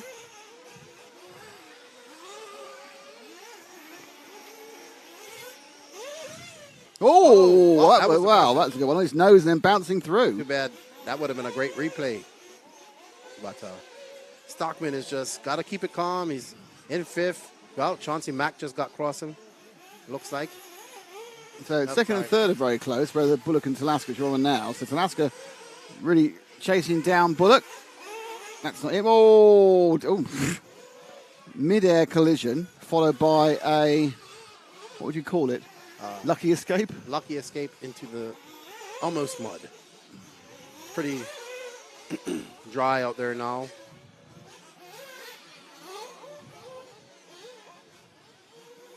And Talaska and Bullock seem to be having a great battle. Let's see if we can find them. All right, they just can't. Let's stay in the bowl. Ash, go to the bowl right there, please.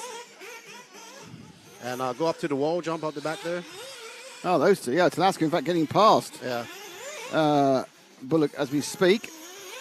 And moving into second place. There he is 13 seconds behind Bullock with 4 minutes to go. They're battling with, actually, I think that's maybe, yeah, that's lap traffic right there. Talaska and KB, but Holyfield just out to a comfortable lead, 13.9 seconds. Not surprised about this. Holyfield's been to this track many, many, many, many times in his racing career. So out to a comfortable lead. There's the battle between Billy Talaska, who's now in second, and KB Bullock. And let's see what the lead is here now. As Talaska goes across. And now he's stretched out to a 3.8 lead as Hepler moves up to second. Let's drop back to the next car. Let's see. I'll find it for you. Should be a blue car, blue car, blue car. Here we go. Let's follow this. This is DJ Hepler and Kevin Bullock, I think. Oh, no, it's Chauncey Mack, it looks like right there. Chauncey? He's lapped. I think he's being lapped, and he's in between Bullock and Hepler's sandwich. Yeah, Max is lap down, so he's... You obviously have quite a wide range of speeds amongst these drivers. Except for Horn. He's not here, so I haven't asked him.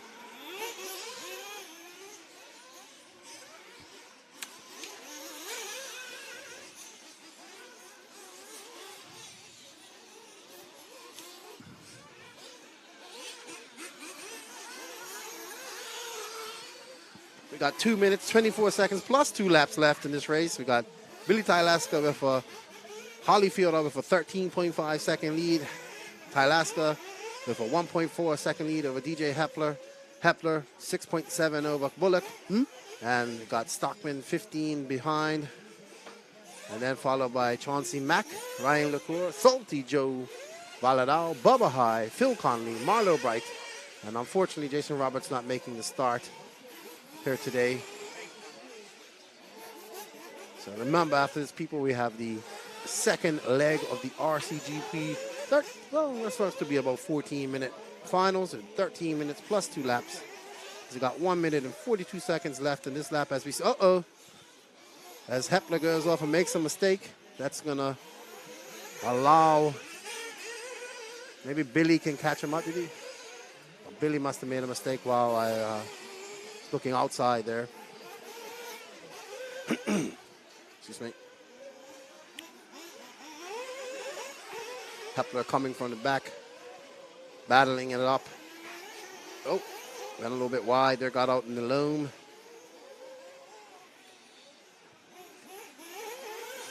Comes up over. We haven't got names for this. And then through the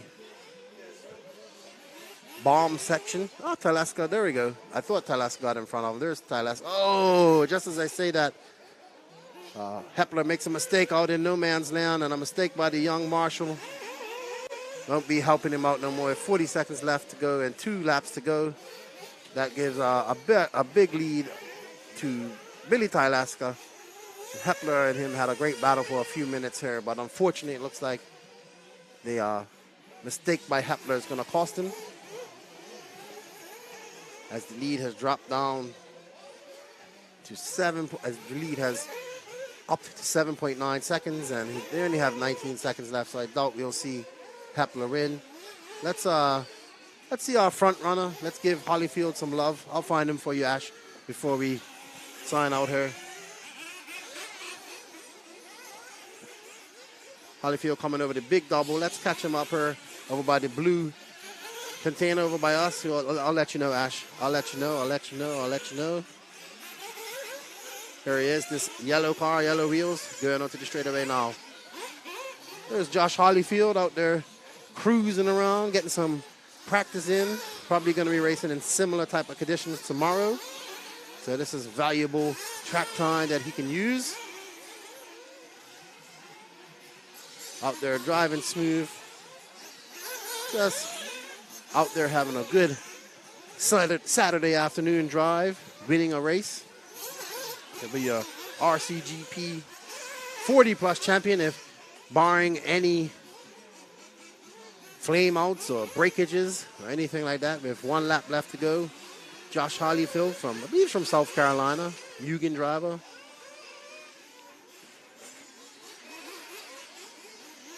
He goes up over the double, around the chicane. You can see that groove's getting darker and darker as the day goes on.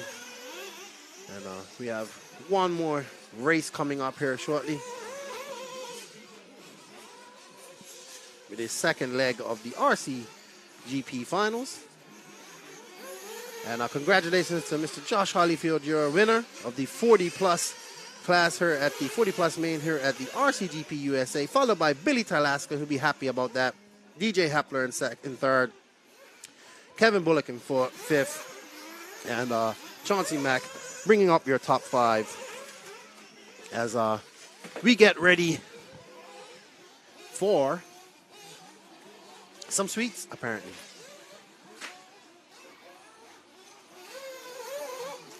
Don't mind if I do.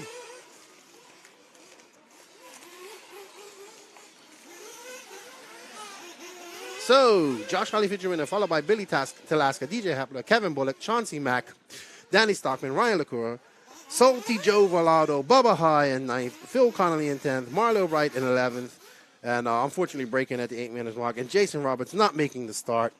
So that's your 40-plus final. Congratulations to Josh Hollyfield, Billy Talaska, and DJ Hepler, your top three.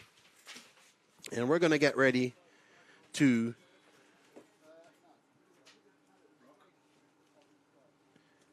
because Mike Walker, so we have a few just coming into our chat here, so we have a few questions. Why isn't Mike Walker in this? Well, I don't think he qualified for it. They took the top 40-plus drivers. I'm not sure where he qualified. What happened to Kid? No idea who Kidwell is. Sorry. But we will be going. We are doing now. I have no idea. Let me talk to my producer. We will be back right after this.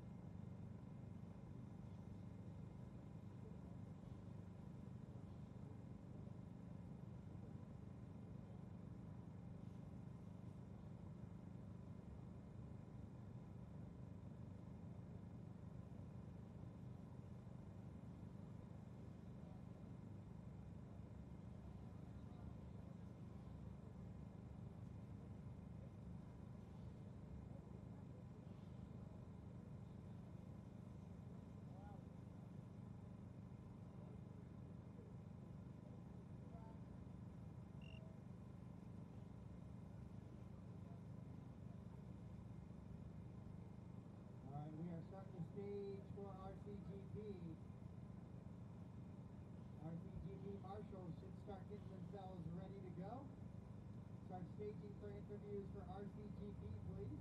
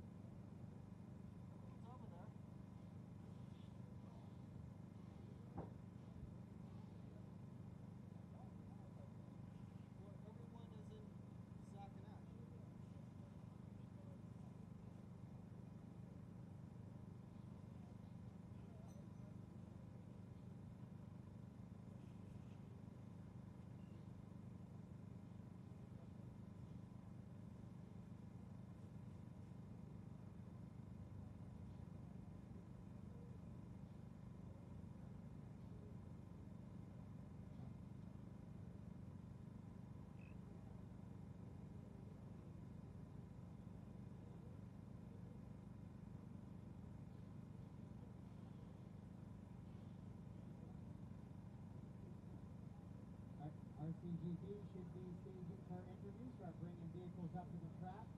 We're 8 minutes from the track being live. Marshall should be on the track in about 6 to 7 minutes, please. If you were assigned to be an RCGP marshal or you volunteered for me last time, I need you back to the track here in about 6 minutes.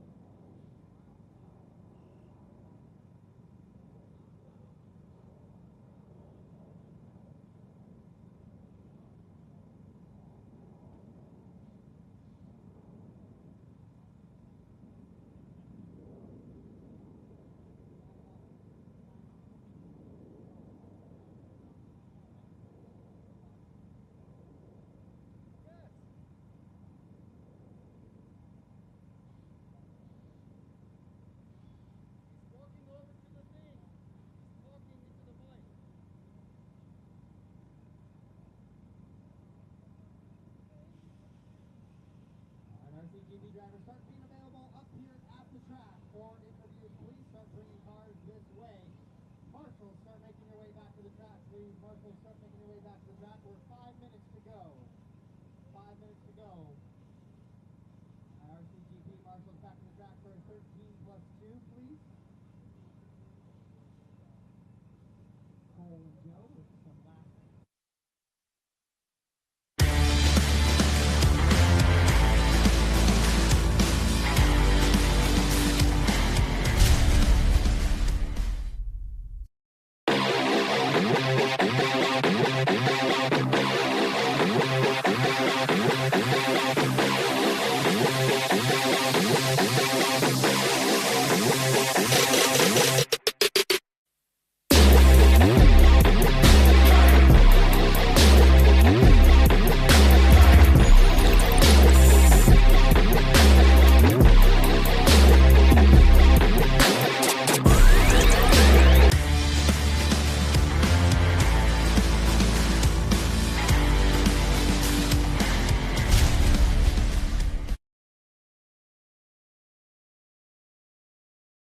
Supercross with the coming up is the second final, 30 minutes plus 2 laps. We already had one.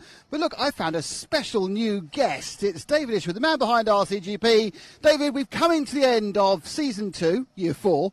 How are you feeling? A little tired, but you know we've got a day to go, and we'll keep going. And looking forward to the second final, and then the endurance final and RC2 finals tomorrow. So good, I think. And then some beers. Yeah, maybe 1 or 2. Yeah.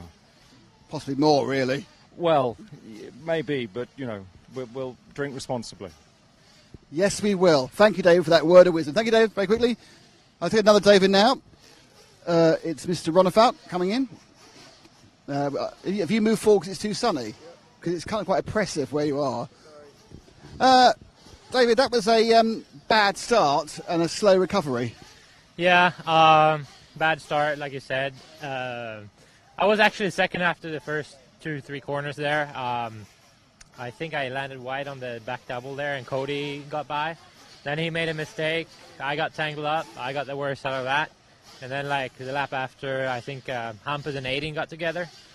Hampus bounced into my car, and I ended up upside down. So dead last after that. Then it was, like you said, a slow kind of charge back.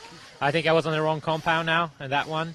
So the track is obviously starting to dry up a bit, and now I'm trying the normal compounds instead of the clay here in the second one, so hopefully that will be a little bit better. Interestingly, you managed to get missed a lap because you were too fast. You know that? You're too fast for Stefan. Yeah, maybe a little bit frustrated there. Coming into the pit, I rolled out of the track, and they had to go get me, and I guess they put my car back on the track after the loop, and I went out before the loop, so I missed it. But luckily, Stefan is in there. You missed the second lap.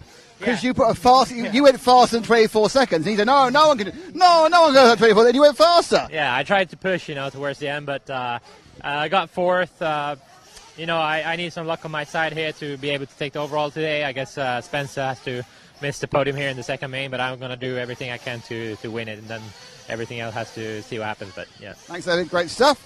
Where's everyone else? Are they actually up there already? No. Who do we have around for me to just attack? Not legally, obviously. Look, there's drivers coming over. There's team members. Cole, how was that first run for you? Pretty chaotic. I ran half the race without a rear sway bar. I got a little contact at the beginning, so my car got really soft. Not a setting you'd advise then? Not a setup that I would advise on a pretty grippy track now. Best luck for the next one, thank you indeed.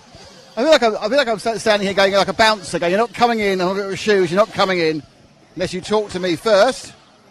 And I've got a couple of drivers coming towards me. I've got Brandon and Cody. Let's see if I can grab a hit with Cody. Cody, when's your luck going to change? Sir? When's your luck going to change? Oh, no, I'm not quite sure. I'm hoping maybe this round. We made some changes, so it should work, hopefully. Are you chatting with JQ about what to do on the car? Yeah, the car was money, the first and second qualifier. It was more of just me kind of like fighting with myself, And then I didn't want him to change it, and he changed it, and it wasn't no more good from there. So, yeah, we put it back, so now we're going to see if it's going to be good enough with the track. Hopefully it'll be where it needs to be. Well, we all hope it is. If you constantly can JK, that's good. That's what we go, mate. That's good stuff. Sort of running out of drivers now, so let's have let's go back to the studio, I suppose. Really, I shouldn't say that. Sorry, back to the studio.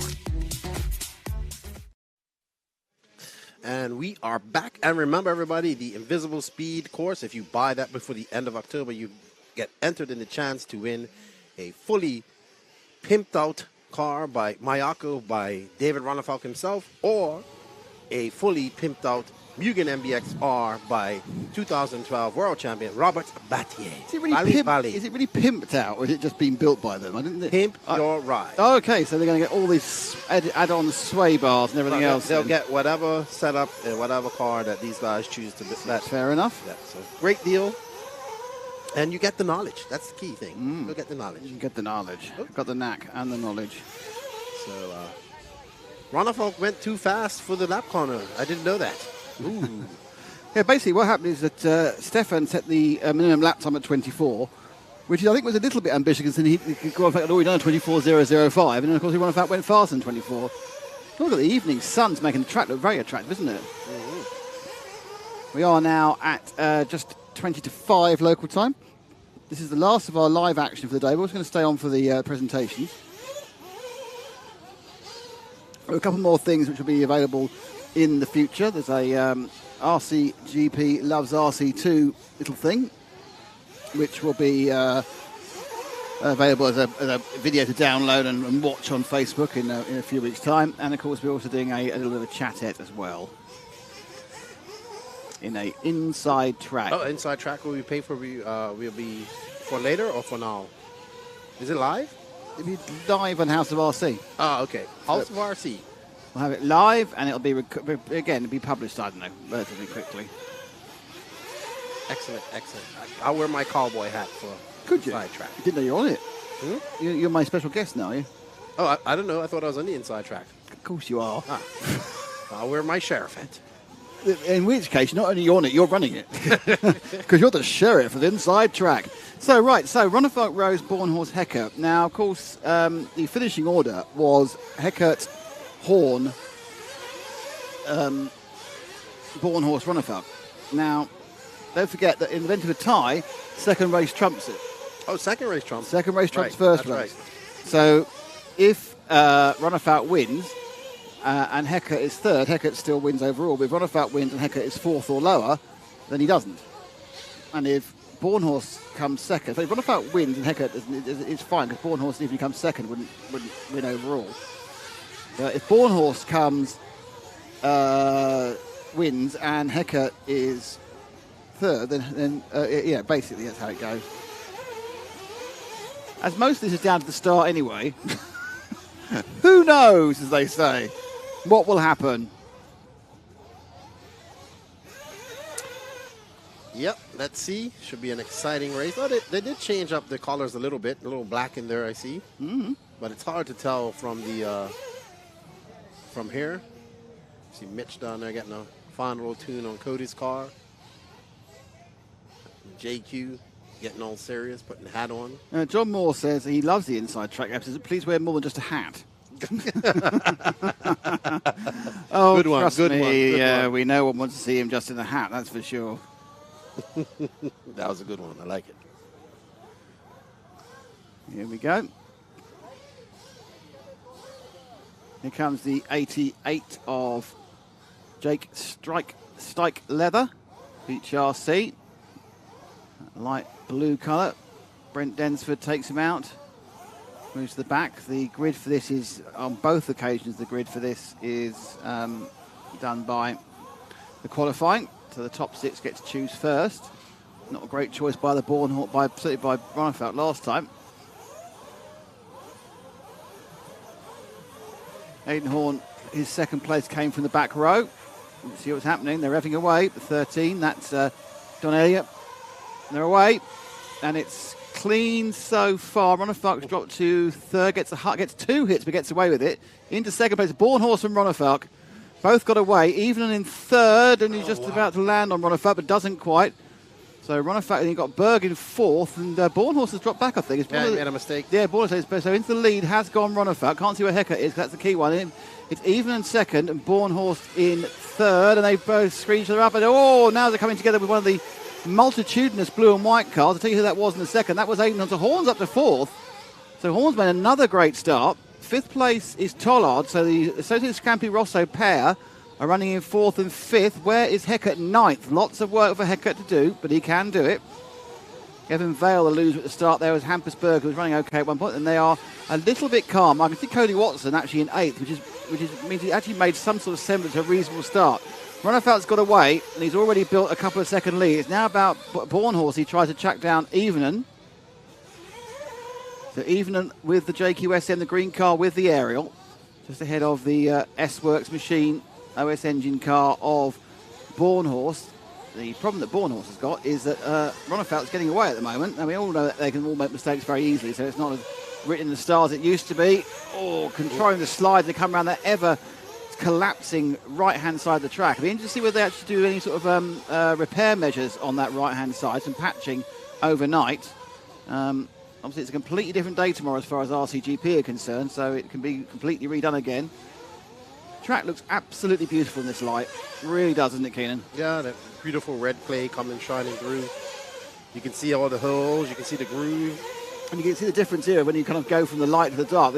Our other camera is in the sun, so it's balanced into the colour. This other colour is shooting into it, so it's much duller. But look at that, the rich verdant orange of a racing circuit. But unfortunately, Pekka Evenen is lovely outside pass there by Bornhaus. Great stuff. So Bornhaus gets past cleanly and now has to go around trying to attack what was about a 4-second lead last time round for Ronnefeldt. It's now 4.3. Rose in 4th. Heckert's now to 6th. It's quite key where Heckert gets to. He's not far behind Horn either. Heckert has a big advantage over Ronnefeldt in his qualifying position. Watson and strike leather towards the back. Vale and Berg also coming up, but it's now Horn in 5th. This is the second place man. Just in the background you can see 3rd, and they're kind of evenly spacing up. So it's 4.3. Now it's gone out now of 0.8 of a second. So it looks like Ronnefeldt, once he gets his head on 24.2 is the fastest lap Ronnefeldt, by the way, has that pace. Now he's in clear air. He's enjoy it for a bit before he hits traffic. This very short circuit means you hit traffic quite quickly and quite often. Yeah, Bornhaus actually got the pole shot, but made a mistake after the wall double and flipped over in before the first lap, and that's why he dropped on so far. But he did get the actual hole shot. He was the first person in the pole after gate start. So Evenen is coming. Is not being lost. I mean, in fairness to Bornhaus, he looked quite a bit quicker. Blasted past him, and that was it, really. That's the green car on the back is Evenen. We haven't seen even a flash of Ronnefeldt recently. I get the impression that Ronnefeldt might actually be getting into traffic quite soon. There's a lot of traffic ahead. So the Watson and Vale, the last two, are certainly a long way ahead. And I think actually already that was, in fact, in the corner of my eye, I'm pretty sure that Ronnefeldt just overtook Watson. So he's already into traffic. This should give a chance, perhaps, for... Oh, it was upside down. Oh, no, it was Watson. I thought it might have been because it was a white wheel. I thought, oh, no, it's Watson. So there goes down the right is Bornhaus. He gained 3 or 4 tenths, almost certainly indeed due to back marking crossing. Evenen's just behind him. Everyone else is pretty spread out. Heckert's in 6th, needs to find a little bit more. Then Toller, then Berg. At the moment, it would be Ronnefeldt from Bornhaus, I think, overall as well. But Heckert, a couple of places could change all that. Round he goes, sweeping around that with Bornhaus.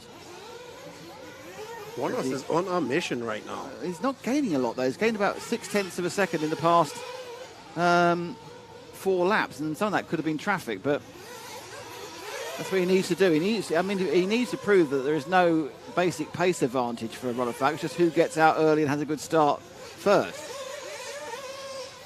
They're within 1/10 of a second with their best laps, and they're both comfortably fast in the rest of the field. So like a 24.2 for Ronnefeldt, 24.3 for Bornhaus. Next fastest is a 24.7, which is Aidan Horn. That's the best lap, not the last lap. It looks like Bornhaus is coming up towards the back of Evan Vale, who is having a little bit of a moment of his own there. I think that's Stike Leather, I think, there. Yep, lets him through. Bornhaus is now 3.9 seconds behind, so he gained some speed. He's looking really good. He's driving on the inside of all of these bumps right there, out on the right side. He's actually put on a great clinic of driving. He's found the line. He did gain the second, but it's that thing he's also got 2 cars ahead of him. Now, theoretically, they shouldn't cost him any time, but that's a theory. Not a theory that always actually bears up much weight. So ahead of him at the moment is Don Elliott in the red car. And then ahead of him is Evan Vale. So two of the more local racers. So Don now, yeah, at that point he's been slightly blocked. And Elliott really needs to move out the way. I think Elliott's doing that American thing where the one thing you don't want to do is go a lap down. And just eased out there. I think he did cost him a bit of time. He was at 4.6 last year. Yeah, it just cost him time. Yeah. Because if you don't know what the other guy's going to do, you can't take the risk, can you? You have to hang back because an accident is a lot more than the second he lost. And there's a long way to go still. In fact, we're just coming up to halfway before the 2-lap ad. And now another chance going to get round Watson for the second time. Bornhaus concentrating up on the rostrum. Watches the car go down the main straight, and he's lost another few tenths that time round. He lost half a second. He attempts to cut through the traffic. There he goes. He definitely looks a lot more comfortable. I know you're saying after the last race he just isn't comfortable. He's found something, but the lap traffic's what's been costing. He's found a rhythm. I mean, I think in clear air, we know the difference between the two of them is about 1/10 or 2/10 either way, but there's not a lot of clear air because you're constantly having to measure yourself against somebody else, and the last thing you want to do is hit them, and this is the problem. It's you lose time at that point. Round we go with Bornhaus. Getting a little bit closer to, that's the lapping of, is that Tollard he's getting close to? I think that is Tollard, he's about to lap. We could be Evan Vale, they are very, oh no, so it's fuel. This is an interesting thing, this is a good point. If you decide to take some fuel now and avoid going past someone, there he goes, put down just ahead of, I think the green machine of Cody Watson. Bornhaus throws it up and gives us a fat whip there, but gets a little squirrely as he comes out of there. And maybe he picked the wrong tires or something. Looks like his tires are a little bit squirrely right now. Probably got some heat in them. Yeah. There's, I know we've been on Joe for a while now, but there's not really an awful lot going on, to be honest, as close-up battles are concerned. Well, it looks like Ivanen's about... Bornhaus currently is not really 15 seconds behind because he's got... Can we get to our lead? If we get to Ronnefeldt quickly, he's half a lap ahead. White with the big red numbers on the wing is the key point for Ronnefeldt. Now, can we find Ronnefeldt? White with the red numbers. There he is on the rostrum. Where is coming he up on the over the double? No, that's big double. That's Berg. White with the red numbers of the big double. That's Ronnefeldt, 7. Coming round to the end of the lap. Number 7, just completing the lap now. Should be down the main straight. I think he may be taking... There we go.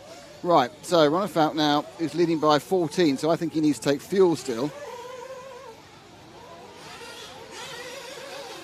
Comes up and over into that big double, so we should take him through his fuel. He's running quite long. Running best part of 9 minutes now, so City Open isn't a 12-second lead that Bornhaus has got. Why don't we actually took fuel a couple of laps ago? Let's find out. People think actually he may have taken fuel and still have a massive lead. He's on a mission right now after the 15-minute final. The interesting thing is, though, that Spencer Hecker is now in 4th. Ooh. And if Spencer Hecker gets to 3rd, Spencer Hecker will win. So he needs Pecco to hold. Well, Evening now is right on the backside of... let's see if we can find Hecker. If Frank can find Hecker, and if you stay on Ronnefeldt, Ash, let's find Hecker at 47. 47, Frank. Find the 47. I got it. Where is it? It's coming up past us now. Right, about to go on the main straight now, the 47. So Frank should have the 47 on the main straight. Nope. I'll let you know, Frank. Find him for you. Here we go. They're coming up by us again. It's Brandon Rose is right behind him, right here, right coming past us right now, Frank. So Ronnefeldt still keeps going. Ahead of him is the fishtailing Don Elliott. Even quite close to Bornhaus. Bornhaus, yeah, absolutely. And there is the 17 Bornhaus upside down. So that's him. No, that's that was Bornhaus, the 17. So pick up Bornhaus again with the yellow wheels. Bornhaus just hit the... Yeah, but I'm not sure whether Bornhaus has been overtaken by Hecker. No, he has. Yes. Hecker's in third. So this is Hecker, Rose and Bornhaus, and at the moment Hecker is winning. the whole thing because he's now got up to third. Rose is right behind him in fourth and Bornhaus in fifth. So at the moment, Heckert's got himself back up to third. He's actually going to be on count back ahead of Ronefalk, thanks to his teammates' own error, as they carry on hopping around. Ronefalk leads by 16 seconds, but Heckert now in third. And that's all he needs to win win the race and the round 7. So it's up in the air now, and the gap is half a second to Rose. So if Rose gets past Heckert, he goes back to fourth. He'll go back to second overall, and Rose is right behind him now. So will the Agama driver do a massive favour to David Ronefalk? He's lost a bit of drive there, or can even Bornhaus do it? I don't know if Bornhaus is aware of the situation. I'm sure he is. My guess is at that point he would try not to overtake. So that's Heckert. He's got 1 minute and 36 and 2 laps. The time is based on when Ronefalk crosses the line, not when... Oh, he's made a mistake and Rose goes through. So at this moment, he's not currently winning because Rose has got past him. So Rose now has demoted Heckert to fourth, which means that Ronefalk is back being the winner of round 7. That's how close it is. There's Bornhaus behind him. Now, is Bornhaus going to run rear gunner to Heckert? I don't know. Does he know where everyone is? Heckert now getting right back, and Rose gets a bit of a tank slapper on. As Bornhaus flies it, but they're all flying in the air now. Oh, up on 2 wheels with Heckert, and I'm not actually totally sure. Look at this, about to get lapped. They're about to be lapped by Ronefalk. Amazing. Ronefalk has put a lap on all these people who he's been fighting with. So Rose has just that little bit of a lead. You can see there, try and get these 2 red cars in frame because they're the ones who are battling at the moment for what will be. Bornhaus has had a bit of a drop back there. So it's now Rose versus Heckert. We've got 37 seconds and 2 laps. This is the battle. Even though it's not for the lead, this is the battle for the overall win in round 7. Now Heckert's just dropping off Rose a little bit at the moment. He needs to find a little more pace the second that time round. They're going to have, I think they're probably at 4 laps actually. So there's no need to panic yet. There's plenty of time. These short laps mean you get plenty of chances, plenty of rounds, plenty of opportunities for people to make mistakes. Yeah, but Rose and Heckert are flying right now. Rose is just caught on another level. He's doing really good, showing his true potential, and Heckert as well. Rose has been pretty steady all weekend. He's done well. He's done well, I think. He lost 3/10 that lap. Okay, so it's this one and 2 more, I think. It might be this one and 3 more. It's really hard to tell because Ronefalk's so far ahead. And now the traffic is playing absolutely in Heckert's turn. It was actually Hampersburg getting out of the way. So it's the lighter red car. That is the Agama of Brandon Rose as they now go past Evenen. So this is the battle of seconds. Oh, now this is even more complicated because Evenen comes into this. This is second, third, and fourth. So all that Heckert has to do is either overtake Evenen in the green car with the aerial or Rose in the white car. So either of those, he's got past Evenen. He's going to do it. He's in second. Heckert gets second now. Second, wow. And it's not their last lap. I think they've got 1 more to go. But at the moment, Heckert through that corner is going to take He's going to take the long one. He's got 1 more to go. Ronefalk's moving with 3/4 of a lap. But the various vagaries of everyone behind him as Bornhaus drops away is going to mean that Heckert is the first and the second. Is going to become the champion of round 7, much to everybody's surprise, unless he rolls the car in the next 2 corners. Evenen is now running between 3rd and 4th. Heckert is your man. Spencer Heckert for S-Works from Iowa. He's done it. Heckert does it. Ronefalk wins. Heckert second. Evenen 3rd. Rose 4th. Bornhaus 5th. Yeah. And he knew it. Well done. He knew it. Race. I've no idea who's 3rd overall, by the way. Sometimes you'll have to tell me that on the comms. Well done to Spencer Heckert. What a great race. Great drive for him in these 2 races. And also to Ronefalk for a great drive. Wow. Impressive drive by Evenen, Rose, and good thing. Look at Scott coming over, congratulating. He's happy. So here we have David Ronefalk, Spencer Heckert, Pecco Evenen, Brendan Rose, Joe Bornhaus, Aidan Horn, Evan Vale, Cole Tollard, Donald Elliott, Jake Steichler, Cody Watson, Hampersburg. What a great run by Spencer. He's happy about that. Yeah, I like to see that. He's needed a good result for a while. Well done. Tim Lyons probably happy over there in Arizona. Well done to the young S-Rex driver from Ohio. And we're frozen right now as Nick goes out to wrangle some racers. So here we go. Your overall Spencer Heckert first, David Ronefalk second, Joe Bornhaus third, Aidan Horn 4th, Brendan Rose 5th, Pecco Evenen 6th, Cole Tollard 7th, Evanville 8th, Hampersburg 9th, Jake Steichler 10th, Donald Elliott 11th, and Cody Watson 12th. So congratulations to Spencer Heckert. Impressive all day. Takes a hard-fought second place to take the overall win Well driven by the young man from Ohio, Tim Lime. I'm sure you're happy over there in Arizona doing backflips. Your driver just won the the first day of RCGP. Well done. So not only driver standings, we have David Runnefalk in first with 121, Ongaro behind him with 91, Hampusberg with 60, Elliott Boots with 57, Joe Bornhaus with 57, JCC 53, Lee Martin 53, Spencer Heckett 49, Brandon Rose 47, Cole Tollard 43, Pecco 143 as well, Alex Zankatine 39, Aiden Horn 36, Evan Vale 30, and Leonardo Valente with 28. So let's get over to Nick. He's wrangled up the racers, and let's go. With the top three finishing, top three finish overall. Joe not third in that one, but enough of a combo to get a top three. Don't look happy, so let's say well done. Yeah, I'm pleased to be third overall. I'm not sure how that worked out, and the points must have been pretty crazy.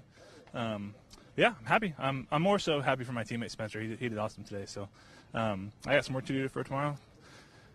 I made some steps forward for that one, but I'm still not there. So we have a whole nother day, a whole nother program. So I still need to improve. But yeah, today's about Spencer. That's awesome. Great stuff. Thank you, Joe. And next we have David. Well, David, you couldn't really do anything more. You won by 2/3 of a lap, but it's a two-legged final, and in that result, I'm afraid you're only second overall. Yeah, I mean, that's what I said before the race there. I wanted to do, what I could, which was to win. Then it was just up to the others to see where they ended up. And this time, yeah, Spencer got second there towards the end. It was a close battle between him, Rose, and Pecco. So, yeah, that handed him the win overall today. But second is not too bad. But, yeah, of course, with the speed I had today, I wish I would have been first. But, the start in the first one really killed me this time. Yeah, a lot of pace in the car. I mean, it seemed very, very easy for you to stroke it away. Is it once you get in the lead, you got a clear track effectively? It is quite simple. Yeah, it is. I mean, the right side of the track is now starting to get some bumps developing, so it's kind of hard to go through there. You really have to be patient. But, yeah, the first one, just the bad start and the wrong pick of the tire compound there. For the second one, I went with a normal compound, and obviously it was a lot better this time. The car was just too soft in the first one, so I couldn't really get back up to the front after the bad start. But, second place, it's fine, I guess. Great stuff. Thank you, David.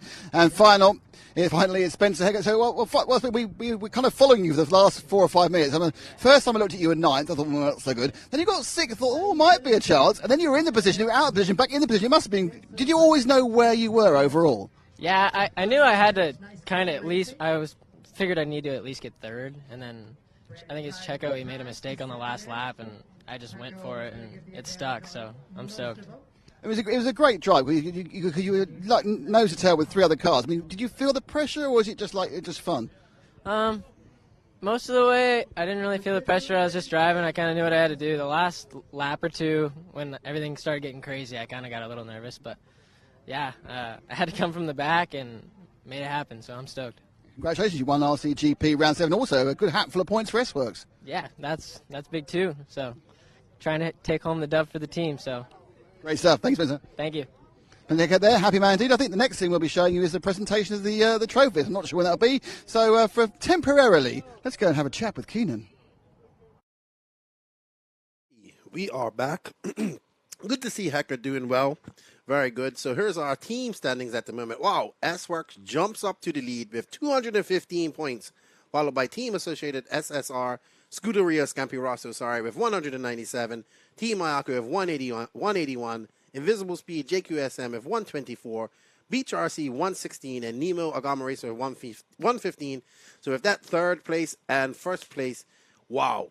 S-Works pulls out a big lead and looking to win the championship, sir. So a good show for them tomorrow. We'll make them the team championship. So very good to see.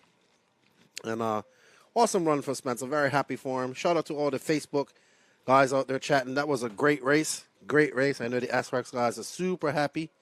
And, yeah. So, good stuff. Good stuff. And we got the podiums ready. We got trophy presentations ready. As we see, some nice big trophies that RCGP has provided for these racers. And some bubbly beverages. Shout out to all the people that have been in the chat for the YouTube all day. We greatly appreciate your support. It's good to have you guys here. Thank you. Hi, Adam Ross. Shout out to you, good buddy. John Moore. Definitely going to have more than just my cowboy hat one. We see Nick and Chris and getting ready. Let's have a word from some of our sponsors, why don't we?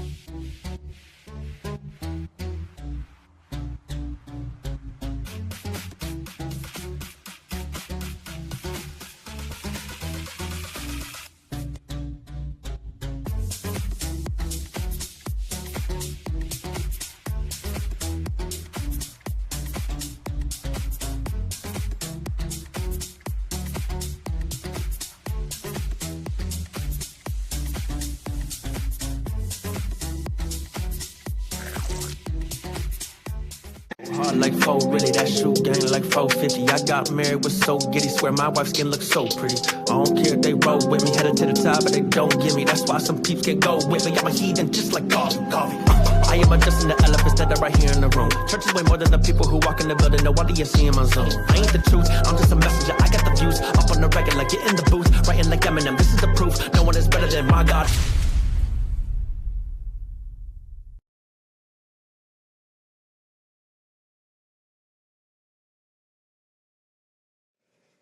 And don't forget, if you buy the Invisible Speed online course before the end of the month of October, you will be entered in the chance to win either a Mayako personally built by David the Viking Ronnefolk, or a Mugen Seiki MBX 8R built by Robert the Conquistador Badier. So enter, and not only that, you get all the knowledge of the online course for 1 year. Or if you like the book, you'll like the online course, and you'll like what we have coming in store for you guys in 2023 when we start doing the Invisible Speed camps. So not we, it's not my knowledge, it's obviously JQ's. But yeah, good. Take the Invisible Speed course and unlock your Invisible Speed and get faster. It's all about knowledge. And don't forget, you can win either a Mayako, specifically built by Ronnefolk, or MBX 8. Are built by Robert Badier, and we are going to hand it over to Nick. Not yet.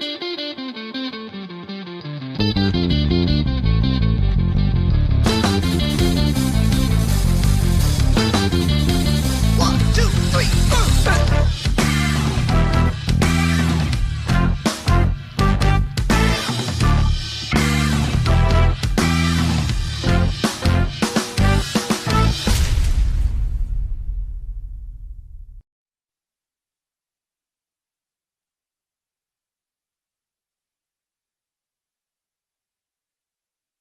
Okay, right, so let's start with the junior final.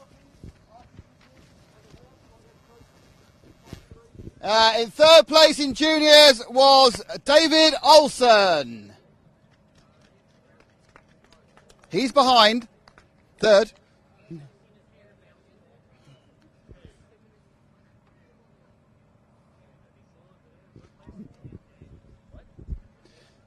Second place in juniors is Cade Burnett.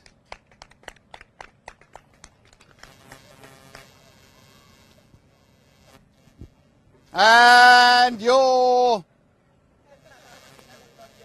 winning junior is Trent Walker.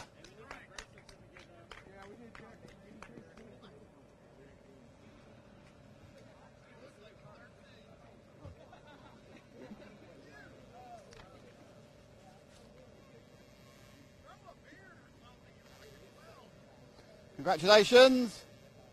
Take the plaudits of everyone else. Raise your trophies high. Thank you indeed.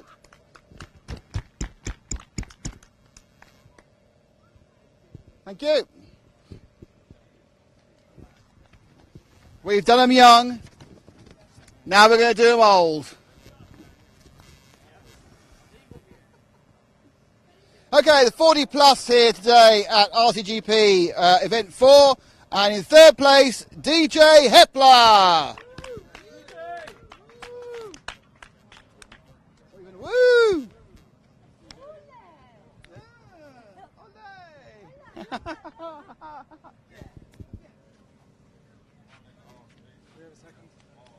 In second place was Billy Talaska.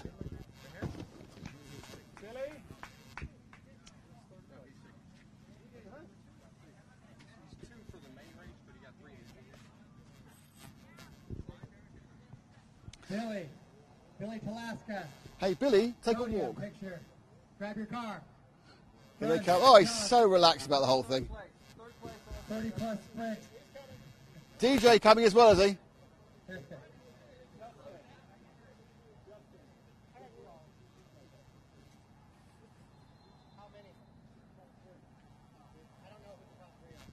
It's Bornhaus, Runner, and Hecker. All right, Bornhorst, Ronafalk, and Hecker up to podium as well with your cars. Bornhorst, Ronafalk, Hecker to the podium, please. Congratulations, Billy. Next up, the winner was Josh Holyfield.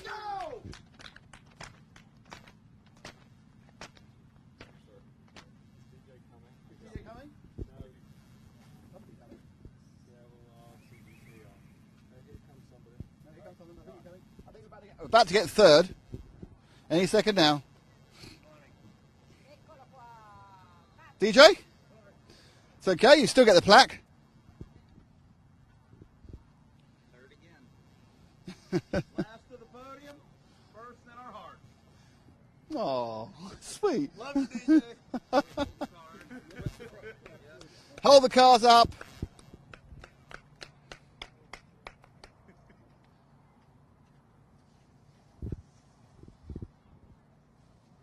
Congratulations. Where's David? Can you call David again? Call Ronafalk again, David? Ronafalk, David.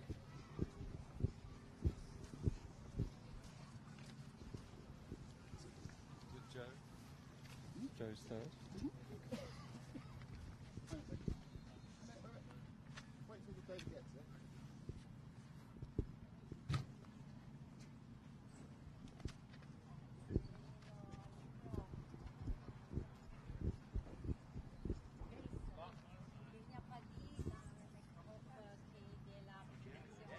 Thank God you're not flying. You wouldn't be able to take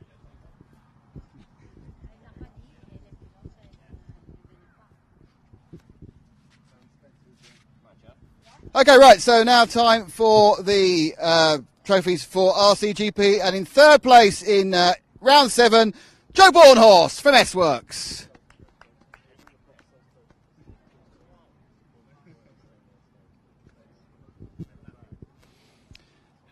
In second place, Joe got mount the podium with his various accoutrements.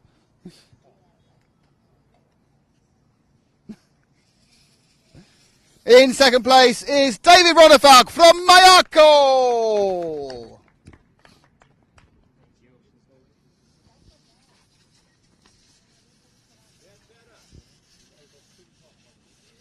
And also, you're a bit short of arms here. TQ is David Ronafalk from Mayako as well. How many arms can one man have? But your winner from S-Works, number 47, Spencer Heckert.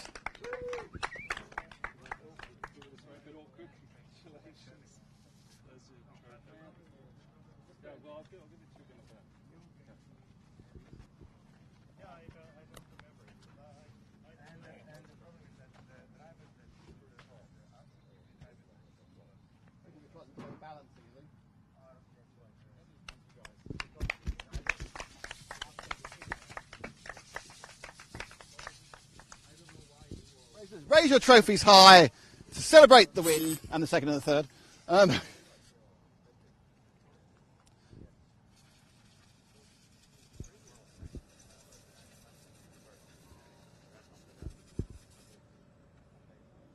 Everyone happy? Okay, you can now spray each other with the champagne.